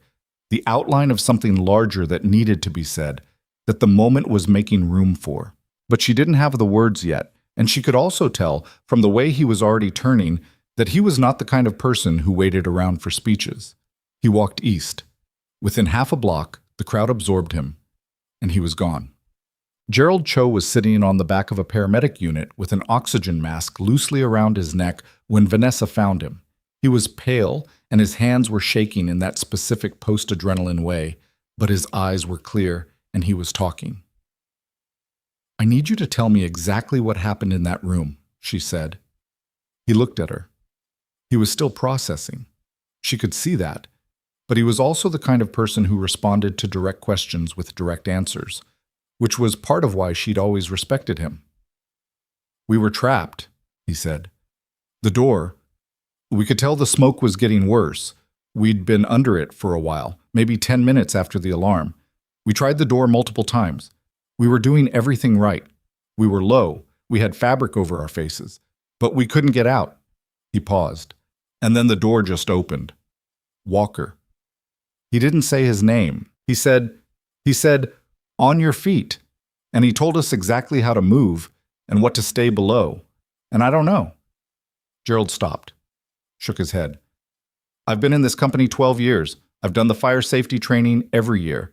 I've never—" The way he moved in there, Vanessa, the way he talked, that wasn't somebody who reads about fire safety. That was somebody who knew something about something else entirely. She stood there for a moment with the sound of the street around them. Fire trucks, voices, someone's car alarm going off half a block away. "He got you out," she said. "He got all of us out," Gerald said. "And then he went back in." She looked at the building. The fire department was still working the 22nd floor. She could see the lights from their equipment through the windows, a pale flicker in the smoke-darkened glass. I know I wasn't, Gerald started, then stopped. He cleared his throat. At the meeting, 3 weeks ago, the coffee. I know it wasn't his fault, and I didn't say anything. Neither did I, she said quietly. Gerald looked at her. You knew about the coffee? It was my fault, she said.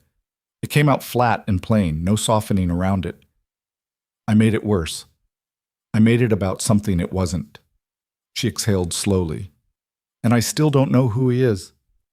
He's the man who went back in, Gerald said. She looked at him. I mean, that's not nothing, Gerald said. That's kind of the whole thing. She stood there with that for a moment. The city moved around her.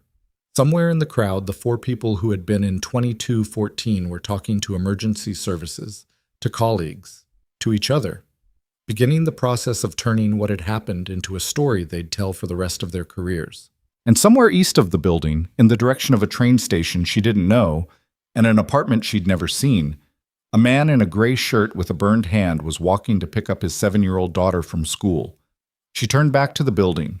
She thought, I need to find out who he is. Not for the company. Not for the press statement that Dylan was already going to ask her about. Not for the board. For herself. Because there was something she had done in that auditorium 3 weeks ago that she'd been carrying since she half understood it and was now understanding more fully, with the particular discomfort of someone who has told themselves a story about their own judgment and discovered an event that doesn't fit. She had looked at Ethan Walker and seen a janitor who had just walked into a burning building, twice, for people whose names he barely knew, and then walked out and asked about a school pickup with the same flat calm that other people used to ask about the weather. She stood on the sidewalk in the cold November air, with the building smoke drifting faintly above her. She thought, there are more layers to this man than I have the tools to count. The burn on his hand was worse than he'd let on. Not dangerous. He'd had worse, much worse, and his threshold for what constituted a medical problem was calibrated to a standard that most people would find unreasonable. But by the time he got to Ava's school, the skin across his knuckles had tightened in that particular way that meant the next 24 hours were going to be uncomfortable. And he'd wrapped it loosely in a strip of paper towel he'd found in his jacket pocket before he got to the school entrance, because Ava noticed everything, and he didn't want to spend the pickup explaining it. She noticed it anyway. What happened to your hand? Burned it at work. How? Touched something hot. She looked at the paper towel wrap with the expression of someone who found this answer technically acceptable and personally insufficient. Does it hurt? A little. Did you put anything on it? Not yet. You're supposed to run it under cold water, she said. Ms. Peretti told us, if you burn yourself, you run it under cold water for 10 minutes. Ms. Peretti is right. So why didn't you? I was busy. She took his other hand as they walked to the train, the unburned one, and held it in both of hers for a moment in that way she did sometimes. Not childish, not performative, just the simple physical fact of holding on. He let her. There was a fire at your building, she said. He looked at her. How do you know that? Brianna's mom saw it on her phone during pickup. She said the whole building evacuated. She paused. Were you there? I was in the building, yeah. Were you scared? He thought about the honest answer to that. I was focused, he said. Scared comes after. She seemed to process this. Are you scared now? He looked down at her. The afternoon light was flat and gray, the kind of November light that doesn't commit to anything. She was watching him with those dark eyes that had her mother's patience in them. A little, he said. She nodded like that was the right answer. Then she tucked herself closer to his side as they walked, and he put his arm around her shoulders, and they went to the train. At home, he ran the hand under cold water for the 10 minutes she timed on the microwave clocks, standing next to him with her arms crossed to make sure he didn't cheat. Then she found the first aid kit under the bathroom sink and handed him the burn cream with the authority of someone who had been given a medical task and intended to complete it. I can do it myself, he said. I know, I'm watching. He applied the cream. She examined the result critically and apparently found it acceptable. He wrapped it properly with the gauze roll, and she helped with the tape because his other hand made it difficult. And the whole process took longer than it needed to because she kept asking questions about the correct amount of tape and whether they needed to change it tomorrow and whether he'd seen an actual doctor. "I'll see a doctor if it gets worse," he said. "Promise?" "Yes. A real promise, not a dad promise." "What's a dad promise?" "When you say yes, but you mean you'll think about it." He looked at her. She looked back at him with perfect innocence. "A real promise," he said. She nodded, satisfied. She put the first aid kit back under the sink.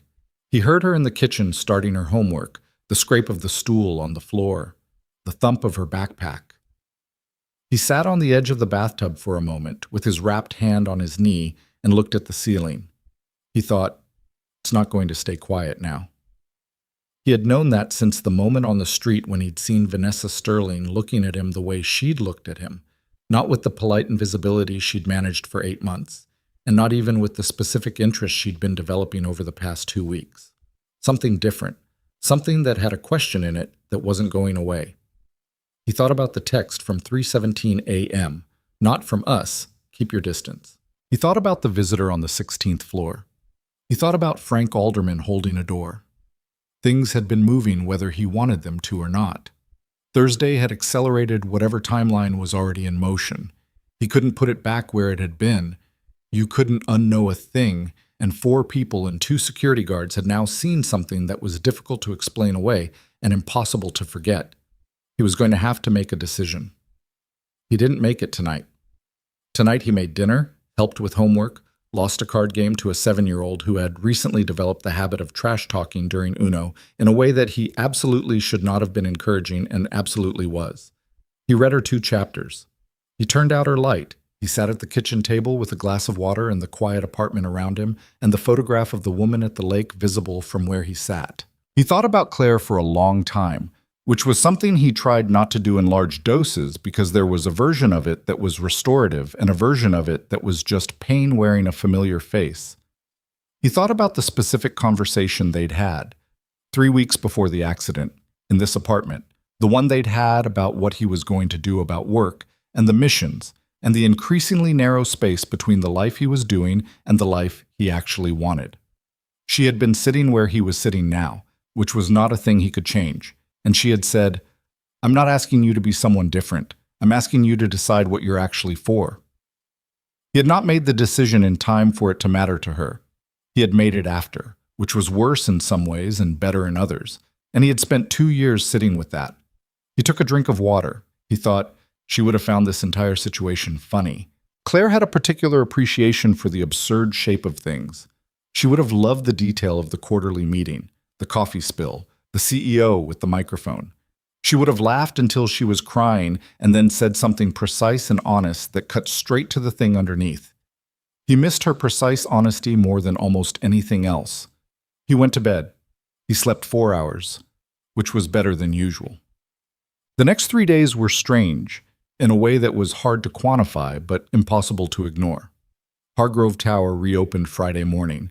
The fire had been contained to one section of the 22nd floor's server corridor. The suppression system plus the fire department had kept it from spreading, and the structural assessment had cleared the building for occupancy by 7 a.m. There was visible smoke damage around the 22nd floor windows on the southwest face, and the entire floor was going to be out of commission for weeks, but the building was open. Ethan clocked in at his normal time. He had new work orders, fire damage assessment on the affected corridors, inventory of compromised equipment on 22's accessible sections, coordination with the building engineer on the suppression system upgrade that was now, suddenly, a priority rather than a line item in a 5-year plan. He worked his shift. He kept his head down. And the building rearranged itself around him. It was not subtle, which was the problem. The 4 people from 2214 had talked. Of course they had. They'd been through something together, and people who go through things together need to put language around them. And the language they used when they talked about it involved Ethan in ways he could not control. By Friday afternoon, the story had moved through most of the building's internal network with the particular velocity of a thing that is both dramatic and specific, which is the hardest kind of story to slow down. People were looking at him, not the hierarchical recalibration he'd noticed from the veterans over the past 2 weeks. Something wider than that. People in the elevator who didn't work anywhere near him. People in the lobby who tracked him with their eyes when he pushed his cart through. An intern on the 14th floor had actually stopped him to ask if he was the guy from the fire, which was the point at which he'd understood that the thing he'd been managing privately was now public in a way that management couldn't fix. He texted Marcus Friday evening, "How bad is it?" Marcus's response came back in under a minute. Building wide, also external. Couple of news sites picked it up. Building fire story, mentions a facilities worker. No name yet. Ethan read that twice. "Keep it that way," he sent back. 3 dots appeared. Disappeared. Appeared again. "I'll try." He put his phone in his pocket and went to get Ava from school. Vanessa found the file on Saturday. She had spent Friday in back-to-back calls. The board, the insurance company, the building's management firm. A brief conversation with a city fire inspector who had questions about the suppression system upgrade timeline that she answered honestly and did not enjoy answering.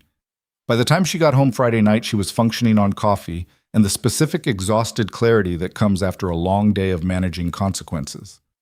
She'd opened her laptop. She'd looked at Ethan Walker's HR file again. The same thin document she'd reviewed before, the same abbreviated military record, the same restricted statute notation. This time she didn't stop there. She had a contact at a private research firm that Hargrove used occasionally for background verification on senior hires, a woman named Judith, whom she'd worked with 3 times and who was thorough in ways that most people in her industry were not. She sent Judith an email at 11 p.m. on Friday with a name, a date of birth from the HR file, and a single line. "I need whatever you can find. Understand there may be walls. Note where the walls are." Judith's response came at 8:30 Saturday morning. "Call me." She called. "The walls are significant," Judith said without preamble. She had the voice of someone who had learned to be direct because indirection wasted time. "I want to be clear about what that means before I tell you what I did find. The restricted sections are not bureaucratic gaps. They're active classifications. Someone made decisions to seal those records, and those decisions were made carefully." "I understand that. What I can tell you is the shape of things around the walls. Military service ending 8 years ago, right around when his daughter would have been born, or just before. The discharge is clean, genuinely clean, not paperwork clean. Before the discharge, assignments that don't appear in any standard service database." Judith paused. "I know people who know people, Vanessa. I made some calls. When I mentioned the name, 2 different people told me, independently, that they couldn't discuss it. Not that they didn't know, that they couldn't discuss it." Vanessa was sitting at her kitchen table with a cup of coffee going cold. "That's a specific kind of response." "Yes, it is." "What does it mean?" "It means whatever he was doing, it was the kind of doing that creates paperwork that gets put somewhere nobody's supposed to look." Judith was quiet for a moment. "I also found a news item. 3 years old, very small, show regional paper in Indiana. A house fire. Woman named Claire Walker, 31, died in a residential fire while her husband was overseas, survived by her husband and infant daughter." The line was quiet for a moment. "He was overseas when it happened," Vanessa said. "Yes." She sat with that. Outside her apartment window, Chicago was doing its Saturday morning things. Traffic, someone's music from a window above, a garbage truck working its way down the block. "Judith," she said, "I want to be careful about how this is used. I know that. I'm not building a case against him. I'm trying to understand something." "I know that too," Judith said. "That's why I called instead of emailing. What he was, Vanessa, whatever the specific work was, it was the kind of work that people do in service of something larger than themselves." And then he stopped, completely, and he went and got a job cleaning floors. A pause. "I've done this work for 15 years. I've looked into a lot of people. That's not a common trajectory." After she hung up, Vanessa sat at her kitchen table for a long time. She thought about Claire Walker, 31, in a house fire, while her husband was overseas doing work that didn't appear in any standard database. She thought about a man who came home from that and made a decision. Not the obvious decision, not the career pivot decision, not the leveraging your skills into a better paying job decision, but the specific and strange decision to become invisible. She thought about a 7-year-old girl who asked her father if he liked his job while stirring hot chocolate in a corner cafe, and a man who had said it's okay with the particular honesty of someone who was not complaining and was not pretending. She thought about what it cost to choose that. Not the money. She understood money and what you gave up for it. That was a simple equation. The other things, the identity, the history, the version of yourself that existed in the world as someone who mattered, who was known, who had a reputation that carried weight. He had put all of that down, not because he had to, because he decided to. She closed her laptop. She sat with the discomfort of a realization that had been assembling itself since a Tuesday morning 3 weeks ago and was now fully built. She had looked at Ethan Walker in that auditorium, and she had made a calculation, instantly and without examination, about what he was worth. And that calculation had been wrong in a way that wasn't just embarrassing. It was wrong in a way that revealed something about the machinery behind her thinking that she did not entirely like looking at. She was 30 years old. She had run a company of 2,800 people for 2 years. She made decisions every day about resources and people and priorities, and she made them confidently because she trusted her judgment. But her judgment had a flaw in it, a specific, systematic flaw. And it had taken a man carrying another man out of a burning building to show it to her clearly enough that she couldn't file it away. She was going to have to do something about that. She went to his apartment on Sunday afternoon. She had gotten the address from HR, which she was technically authorized to access, and which she did with the awareness that she was doing something unusual and that she needed to be honest about her intentions when she got there. She had not called ahead, partly because she didn't have his number, and partly because she suspected he would have found a reason to redirect a phone call in a way that a face at the door made harder. The building was in Wicker Park, 4 floors, a buzzer panel with names on faded labels. She found Walker, E, on the 4th floor. She pressed the buzzer. A long pause. Then his voice through the intercom, careful and neutral. "Who is it?" "Vanessa Sterling." Silence. Not the silence of someone deciding. The silence of someone who had already known this was coming and was deciding how to receive it. The door buzzed open. She walked up 4 flights. He was standing in the open doorway of the apartment when she reached the landing. He was in jeans and a gray Henley, his feet bare, the wrapped hand visible. He looked, she thought, like a completely different person from the man in the gray facilities shirt, and also exactly the same person, which was the strange part. "Ms. Sterling," he said, "you don't have to call me that." "Okay." He stepped back. She came in. The apartment was small and organized with the particular order of someone who had made a decision about how to maintain a space and stuck to it. The kitchen was clean. There was a drawing taped to the refrigerator, a crayon drawing, clearly a child's, that appeared to show 2 people and possibly a dog, though there was no dog evident in the apartment. The only photograph in the kitchen was a single frame on the counter by the toaster, a woman laughing with her head back, standing in front of a lake. There was the sound of a television from somewhere down the hall, a nature documentary of some kind, something about deep water. "My daughter's here," he said. "She's watching something in her room. I won't take long." He gestured toward the kitchen table. They sat across from each other in the 2 chairs. Mismatched chairs, she noticed, one wooden and one padded, the kind of furniture accumulation that happens in an apartment that was furnished gradually and practically rather than all at once.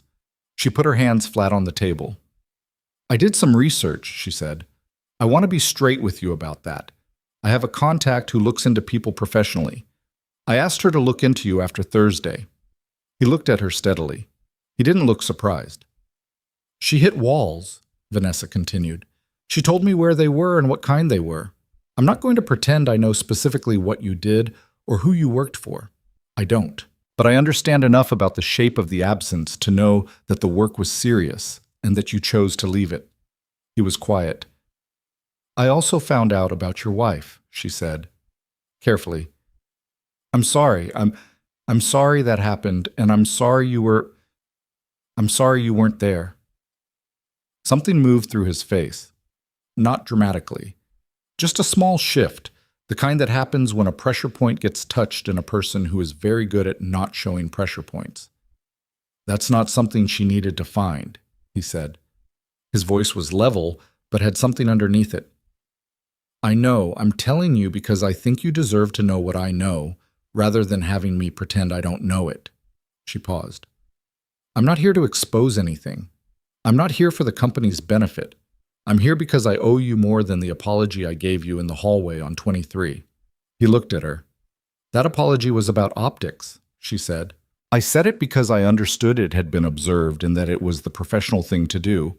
I meant it, but I meant it the way you mean things when you're managing a situation rather than actually reckoning with it. She stopped, looked at the table, then back at him. What I actually did was decide what you were worth before I had any information. I looked at your shirt and your cart, and I made a calculation, and that calculation was... It was wrong in a way I'm still working out how to describe. He was watching her with an expression she couldn't fully read. Not hostile, not particularly warm, more like someone listening to something they'd expected to hear and were evaluating for accuracy. People do that, he said. That doesn't make it acceptable. No, he said, it doesn't. I wanted to say that, without the situation around it that made it the professional thing to do. She looked at him. That's what I came here for. He was quiet for a moment. He turned his wrapped hand on the table, a small, unconscious motion. I appreciate it, he said. And this time it didn't sound like deflection. It sounded like what it was. From down the hall, the television sound shifted. Something about hydrothermal vents, a narrator's voice, then a small padding of feet and a door. A 7-year-old appeared in the kitchen doorway. She had dark eyes and a gap-toothed smile that she deployed immediately and without self-consciousness upon discovering a stranger at her kitchen table, which told Vanessa something about how the child had been raised. Hi, she said. Hi, Vanessa said. Ava looked at her father. Who's this? Someone I work with, he said. Her name is Vanessa. Ava looked at Vanessa with the direct appraisal of a child who had not yet learned to disguise the fact that she was taking stock of someone. Are you the lady who yelled at my dad? A beat of silence. Vanessa looked at Ethan. He had the expression of a man who was absolutely not going to intervene in this. I was rude to your dad, yes, Vanessa said. That's actually why I came, to apologize properly. Ava considered this. Did you? I think so. He can tell you if it was good enough. Ava turned to her father. He looked at her with the specific face of a parent pretending to deliberate. It was pretty good, he said. Ava turned back to Vanessa and delivered a verdict with the finality of someone closing a case. Okay then. She looked at her father's hand. Did you show her your burn? No. It's pretty bad, Ava told Vanessa, with a gravity that suggested this was important information. He touched something hot at the fire. Vanessa looked at Ethan.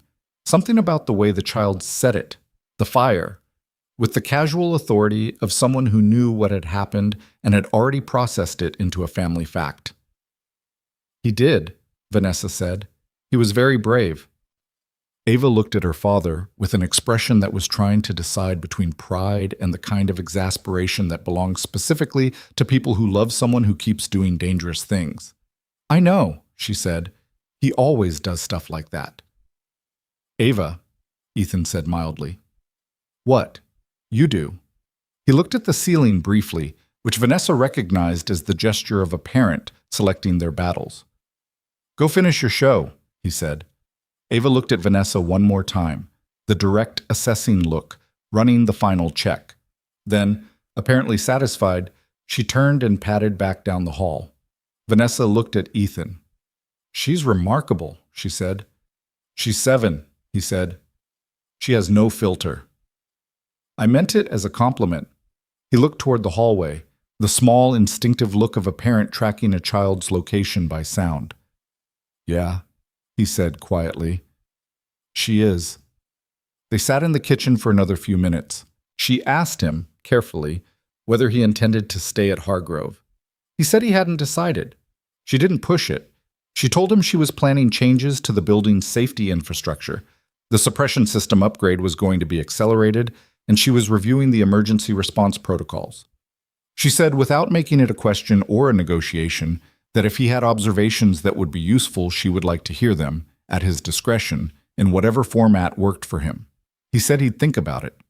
She stood to leave. He walked her to the door. At the door, she stopped. She looked at the photograph on the counter. The woman laughing, head back, the lake behind her. "She looks like Ava," she said. "Yeah," he said. "She does." She nodded. She went down the 4 flights and out onto the sidewalk. The November air was cold and clean, and the street was doing its Sunday things around her. She stood there for a moment.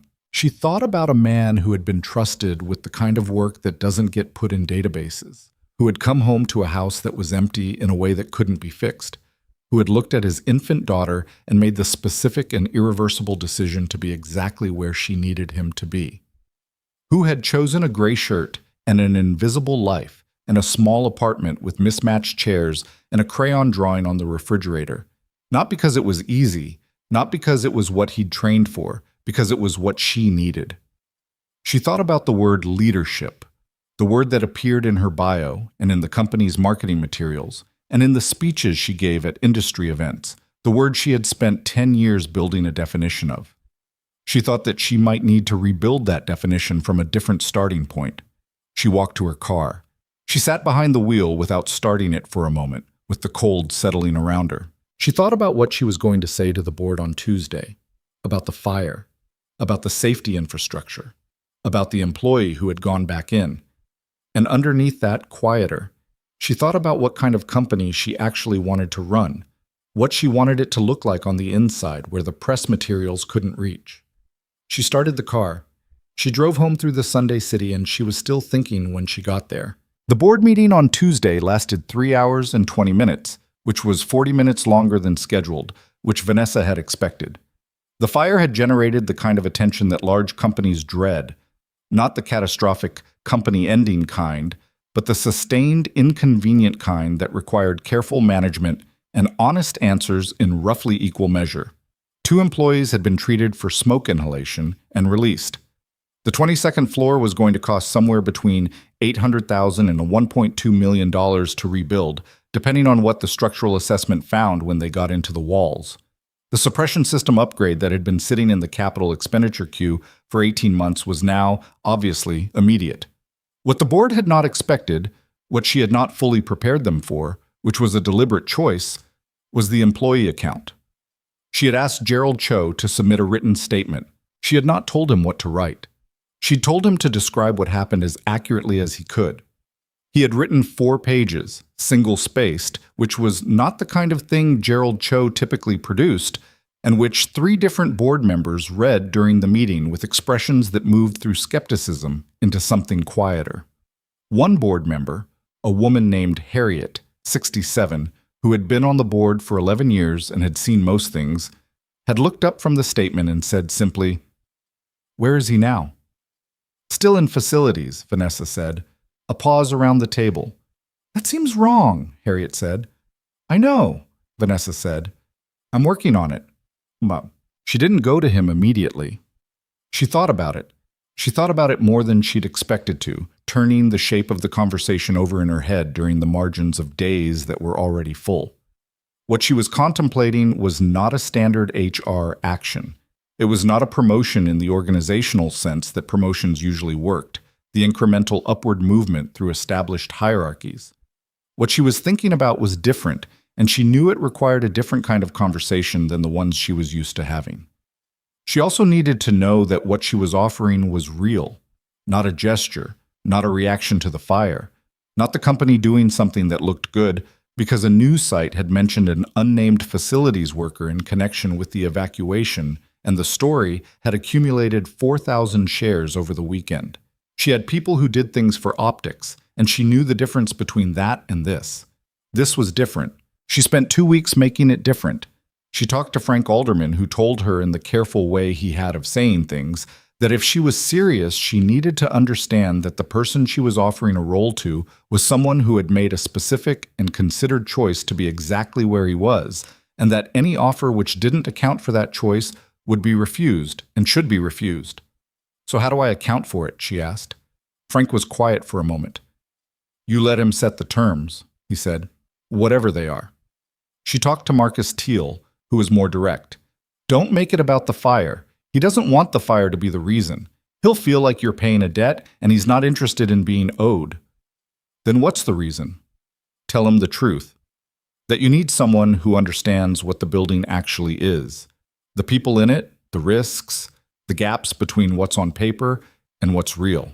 And that you've been watching him do that job without the title or the pay for 8 months, and you'd like to stop pretending that's okay. She sat with that. Then she went to Roland Bex, who was surprised to see her in the facility's break room on a Wednesday afternoon, and who looked at her with the expression of a man who was trying to figure out whether he was in trouble. Walker, she said. Is he here? Roland pointed at the ceiling. 28th. Filter replacement. She took the service elevator. Dad, he was on a stepladder when she got there. The same kind of 4-step ladder she'd seen him on before.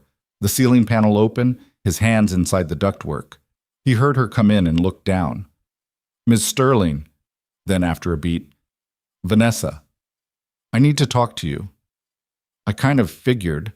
He finished what he was doing, a methodical, unhurried completion of the task, which she'd noticed was how he did everything, then stepped down and folded the ladder. They stood in the empty corridor on 28. The overhead lights hummed. Down the hall, a phone rang behind a closed office door and went to voicemail. She had prepared something to say. It was good. She'd worked on it, refined it, run the key points through her head enough times to know them without sounding rehearsed. She opened her mouth, and then she scrapped it. Here's the truth, she said. The building's director of security position has been vacant for 4 months because I haven't found the right person for it. I've interviewed 11 people. Good people. Qualified people. People with the right credentials. And every one of them understood the job on paper, and none of them understood the building. She paused. You understand the building. You've understood it since your first week. I've had 3 different people tell me things about this building's vulnerabilities that they learned because you mentioned it to them in passing.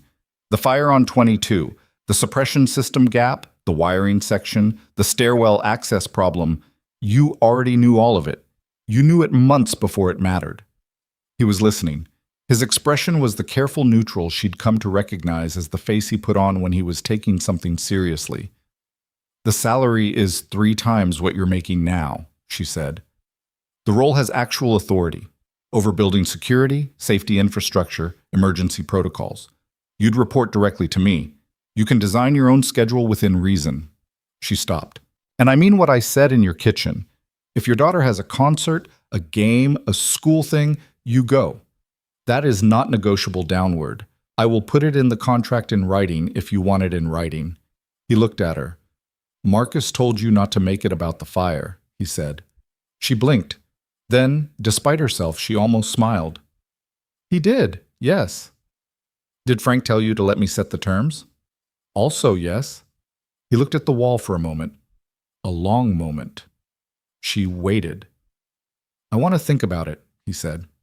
Okay. Not because I'm not interested, because I need to think about it the right way. I understand that. He looked at her. I'm going to talk to my daughter about it. That surprised her.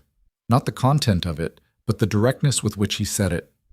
Not I need to consider my family's circumstances, or I'll need to evaluate the work-life balance implications. Just, I'm going to talk to my daughter about it, like she was a stakeholder, like her opinion was a real input into his decision. Okay, Vanessa said. She's 7, he said, but she notices things, and she lives in this too. I know, Vanessa said. I met her. Something in his face shifted, the small softening that happened whenever Ava entered a conversation. She asked about you after you left, he said. What did she ask? She wanted to know if you were nice. He paused. I said you were getting better at it. Vanessa looked at him for a moment. That's fair, she said. I thought so. She extended her hand. He shook it, firm, brief, the handshake of someone who understood it as a real gesture rather than a formality. She took the service elevator back down. He talked to Ava that night after dinner, which was pasta again, because it was a Wednesday and he'd been on 28 until 5, and Wednesday pasta had become its own kind of constant. He told her there was a different job at his work, that it paid more and was more complicated, that he'd probably have to wear better shirts. She looked at him across the table. Do you want it? I think so. Maybe. Why maybe? He turned his fork in his hand. Because the job I have now is simple. Simple's good sometimes. But I think I could do the other job in a way that was worth doing. She considered. Is the lady who was rude, is she the one offering it? Yes. Is she still being rude? No, she's being, he thought about the right word. She's trying. Ava chewed a piece of pasta. Outside, the wind had come up, rattling the kitchen window in the loose way it did in November. She looked at the window, then back at him. Remember what you told me? She said. When I was scared about the talent show? Which part? You said to think about the reason you're there, the thing you're protecting. She tilted her head. What would you be protecting in the new job? He looked at his daughter, 7 years old, gap-toothed, wearing a sweatshirt with a cartoon octopus on it, asking him the precise question that cut to the center of the thing he'd been circling for 2 weeks. People, he said. The people in that building. She nodded, like that settled it. Then you should do it, she said. That's a good reason. He sat with that for a moment. The kitchen was warm and the pasta was on the table, and his daughter was looking at him with the uncomplicated clarity that children have before the world teaches them that clarity is expensive. Yeah, he said. It is. So he called Vanessa the next morning and told her he'd take the job. She said good. He said he had a list of conditions. She said she expected that. He said the Ava clause needed to be in writing. She said it already was. She'd had it drafted before she came to see him on 28, which he found either presumptuous or honest, depending on how he looked at it. He decided to look at it as honest. He gave 2 weeks' notice to Roland, who took it with the expression of a man who had seen this coming and had mixed feelings about being right. You're going to be in the building, Roland said. Different floor. You going to be one of those people who forgets what it was like down here? Ethan looked at him. No, Roland grunted. Good. He held out his hand. Ethan shook it. You were a decent maintenance worker, Roland said, for someone who was clearly something else. You knew? I knew something. Didn't know what. He went back to his clipboard. Way you check a room when you walk into it. Way you know where every door is. I've been in facilities management for 22 years.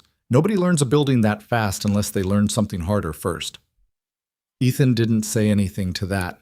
He picked up his cart for the last time. The baseboard on 23 needs touching up, Roland said, not looking up. If you have time. Ethan went and fixed the baseboard. The first month in the new role was not smooth, which he had expected. The title was Director of Security and Safety Infrastructure, which was a new title. Vanessa had expanded the scope from what the previous vacancy had listed, adding the safety infrastructure piece explicitly because she'd decided the two things belonged together and that whoever held the role should own both. His office was on the 38th floor next to Frank Alderman's, which was either a practical decision or a deliberate one, and he suspected both.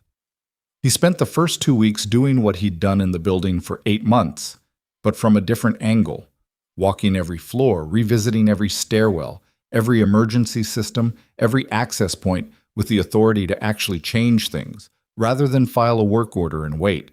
He found 11 significant gaps in the safety infrastructure within the first 10 days. He wrote them up without editorializing and brought them to Vanessa in a meeting that lasted 40 minutes and resulted in a capital authorization that made the building manager visibly nervous and Vanessa visibly resolved. The harder part was the people. He had been invisible for 8 months. Now he had a title on an office door, an email signature, and a calendar full of meetings with department heads who were doing their own recalibrations about the man who had, until recently, been replacing their bathroom faucets. Some of them handled it well. Some of them didn't, not because they were malicious, but because human beings are bad at reorganizing their hierarchical instincts once they've been established. And the instinct that had been established was that Ethan Walker was below the waterline of professional visibility. He didn't make it easy for those people by being gracious about it. He didn't make it hard by being confrontational about it either.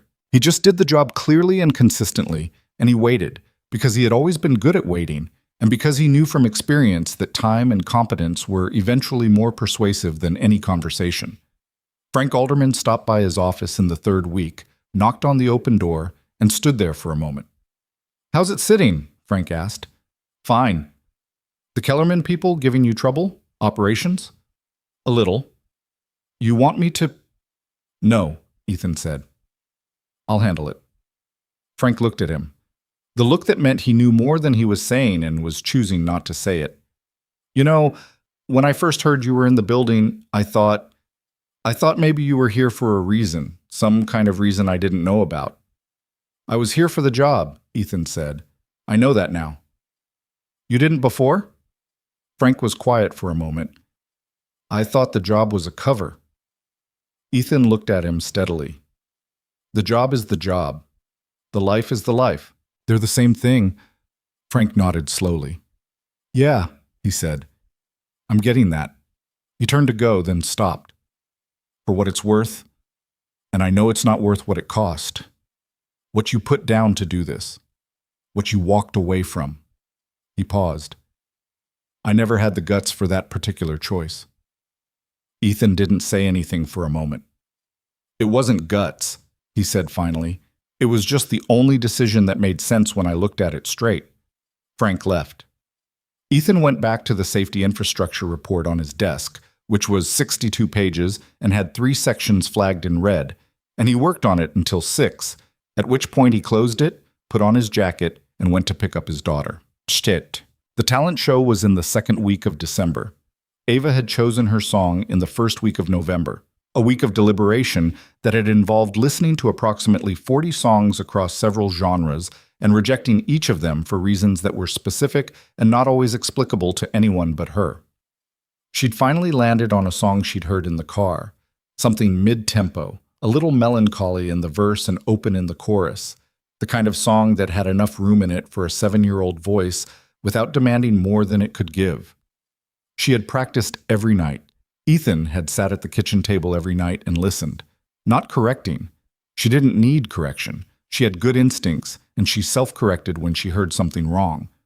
But present, just present, in the way she'd asked him to be when she'd said, "Will you help me practice?" Understanding, the way children understand things that adults sometimes lose track of, that help doesn't always mean intervention. Sometimes help is just someone in the room who's paying attention.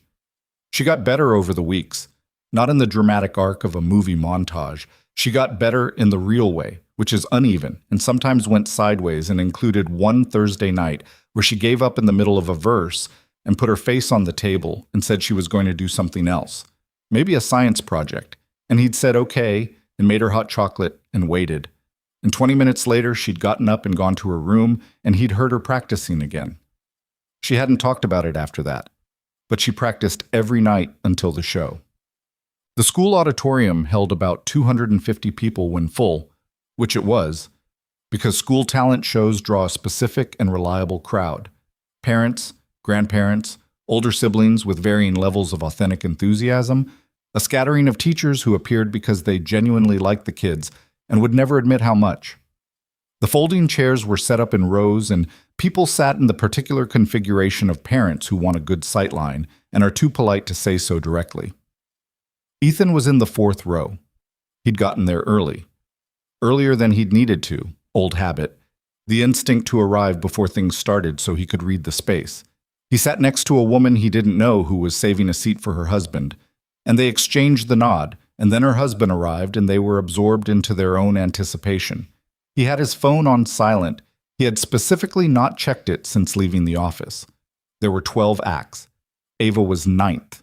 He watched the first date with the generous attention of a parent who understood that every kid on that stage was someone's whole world tonight, and he applauded each of them properly, not performatively, because that seemed like the right thing to do. A pair of twins did a magic trick that almost worked. A boy played a keyboard piece that was technically imperfect and musically genuine. A girl did a gymnastics routine in the aisle that had clearly not been approved by anyone in advance, and which the gym teacher watched from the side with an expression of resigned affection. Then Ava came on. She walked to the center of the small stage with her hands at her sides and her chin up, Not the exaggerated posture of someone performing confidence, but the real version, the thing she'd found somewhere over the past 6 weeks that was hers now. She wore a purple dress that they'd found at a secondhand shop 2 weeks ago, the one she'd held up in the store and said this one with the certainty of a person who knew exactly what they wanted. She looked out at the room. She found him in the 4th row, which was easy because he was looking directly at her. She didn't wave. She gave him a look that was a whole conversation. "I see you, I'm okay. Don't make a face." And then she looked at the woman running the sound equipment at the side and nodded. The track started. She sang. He had heard her sing this song probably 40 times by now. He knew every verse, every chorus, the small hesitation in the bridge that she'd been working on, the way her voice went up at the end of the second chorus, in a way that was slightly uncertain, but had somehow become the most genuine part. He knew the song the way you know something you've listened to with your whole attention over a long stretch of time. Not as notes and lyrics, but as a living thing, a thing that had changed as she'd grown into it. But it was different here. In the apartment, with the kitchen table between them, it had been practice. Here, with 250 people in folding chairs and the specific quiet of an audience that has stopped shuffling and is actually listening, it was something else. She hit the first chorus, and her voice opened up in a way it hadn't quite done in the apartment, the way voices do when a room receives them, when the acoustics and the attention and the particular pressure of being seen combine into something that's bigger than practice. The woman next to Ethan murmured something to her husband. In the bridge, the part she'd been working on, she paused for almost exactly the right amount of time, the hesitation transformed by context from a flaw into a feeling, and then her voice came back in clear and certain. She looked up in the last chorus. Not at anything specific. Into the room, into the light, with the particular expression of someone who has stopped managing their fear and started living inside the moment. The song ended. The auditorium applauded. Ava stood there for a second in the way performers stand when the sound hits them for the first time. The body absorbing it, the face trying to process something it wasn't prepared for. Then she smiled. The full gap-toothed smile, the one she couldn't manage or manufacture, the one that just happened. She looked at her father. He was clapping. He didn't do anything else. No standing ovation, no shouting, because that wasn't his way, and she'd have been embarrassed, and he knew the difference between what she needed and what he felt. He just clapped and held her eyes and nodded, once, and that was everything. She walked off stage with her hands at her sides and her chin still up. He found her in the hallway outside the backstage area afterward, where parents collected their children in the organized chaos of coats and backpacks and competing congratulations. She came through the door, and he was right there, and she walked into his arms in the way she did when something big had just happened. Not childishly, not dramatically, just directly, the way she'd always come to him when things mattered. He held her for a moment. "You were great," he said. She pulled back and looked at him with the critical eyes she turned on herself. "I was a little flat in the first verse." "You were a little flat in the first verse," he agreed, "and I held the note in the bridge too long." "I thought it worked." She considered this. Maybe. She was vibrating slightly. The post-performance energy, the body still running on what it had been asked to do. "I looked up," she said. "I saw. Like you said, I thought about the reason I was there." He looked at her. What was the reason? She thought about it for a real moment, the way she took real things seriously. "Because I wanted to," she said. "Because I was scared and I wanted to anyway." He nodded. "That's the best reason," he said. She took his hand and they found her coat and her backpack and said goodbye to her music teacher, who told Ava she had a natural instinct for phrasing, which Ava accepted with the gravity of someone filing important information. Then they walked out of the school into the December night. Well, it was cold. The real Chicago cold, the kind that arrived in December with full commitment, the wind off the lake finding every gap in a jacket, the air sharp enough to make your eyes water. The sidewalk had a thin skin of ice on the shaded sections. Their breath made small clouds. Ava slid her hand into his without discussion. They walked. He thought, walking down that sidewalk with his daughter's hand in his, about the shape of the last 8 months, about the Tuesday morning with the coffee and the microphone and the 400 people watching, about Frank Alderman holding a door, about smoke and a warped door frame and the weight of a man who needed carrying, about a Sunday afternoon in his own kitchen, a woman sitting across from him saying, "I made you smaller than you are." About a phone call on a Thursday morning, "I'll take the job." He thought about all the ways a life could go. The different paths, the different identities, the different versions of a person that circumstances and choices make possible. He had been, at various points, someone the world considered important, someone trusted with the kind of decisions that didn't get written down, someone whose name carried weight in rooms that didn't officially exist. He had given all of that up.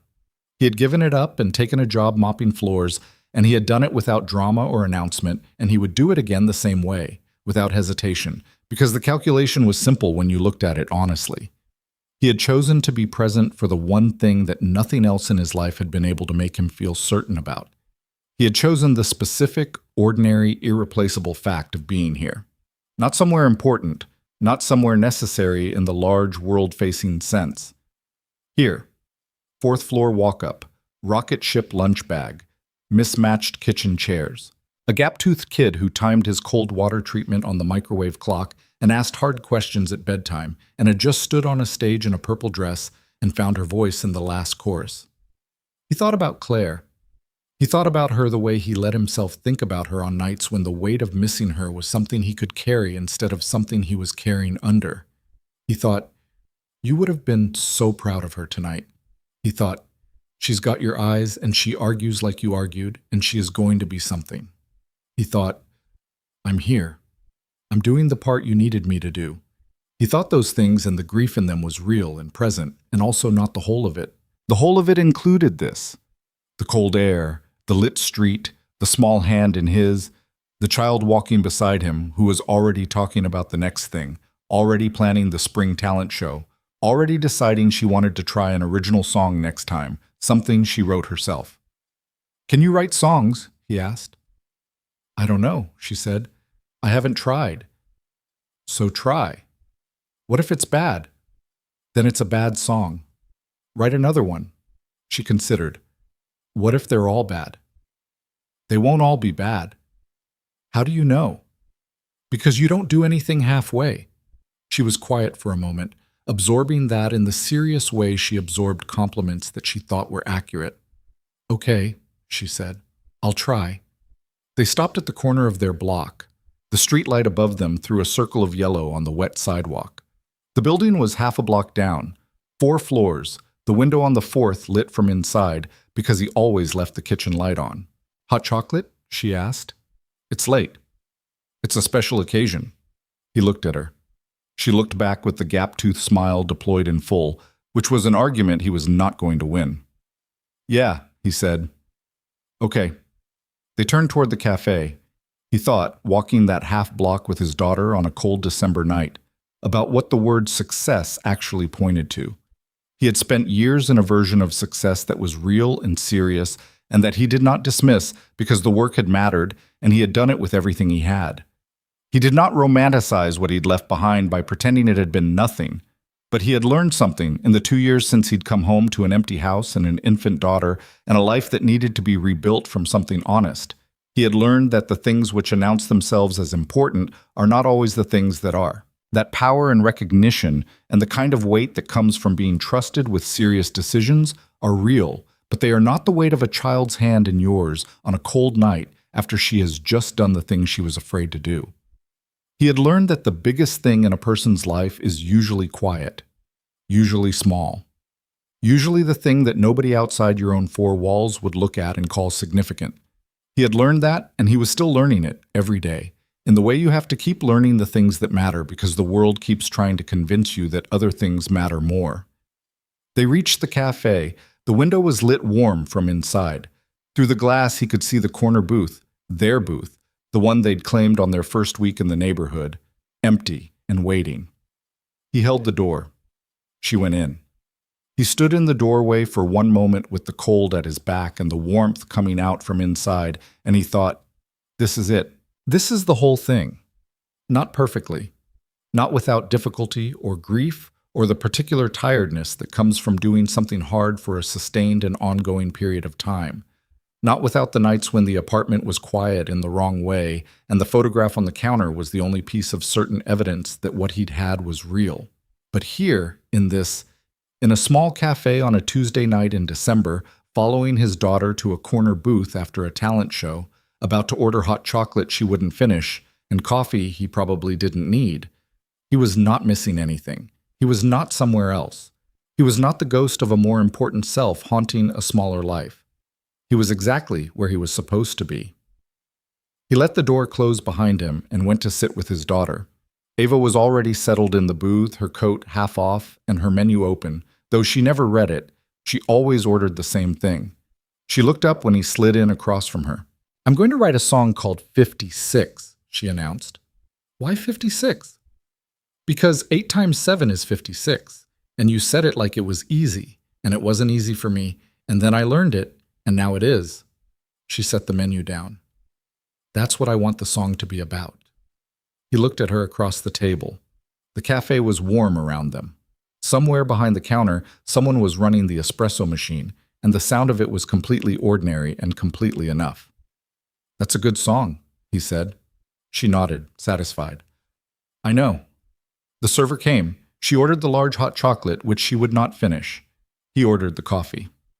Outside, Chicago did its relentless December thing, cold and enormous and indifferent the way cities are. But in here, in this booth, with his daughter already humming something that might become a melody and the hot chocolate on its way, and the whole quiet fact of the evening settling around them like something held, it was enough. It was more than enough. It was everything.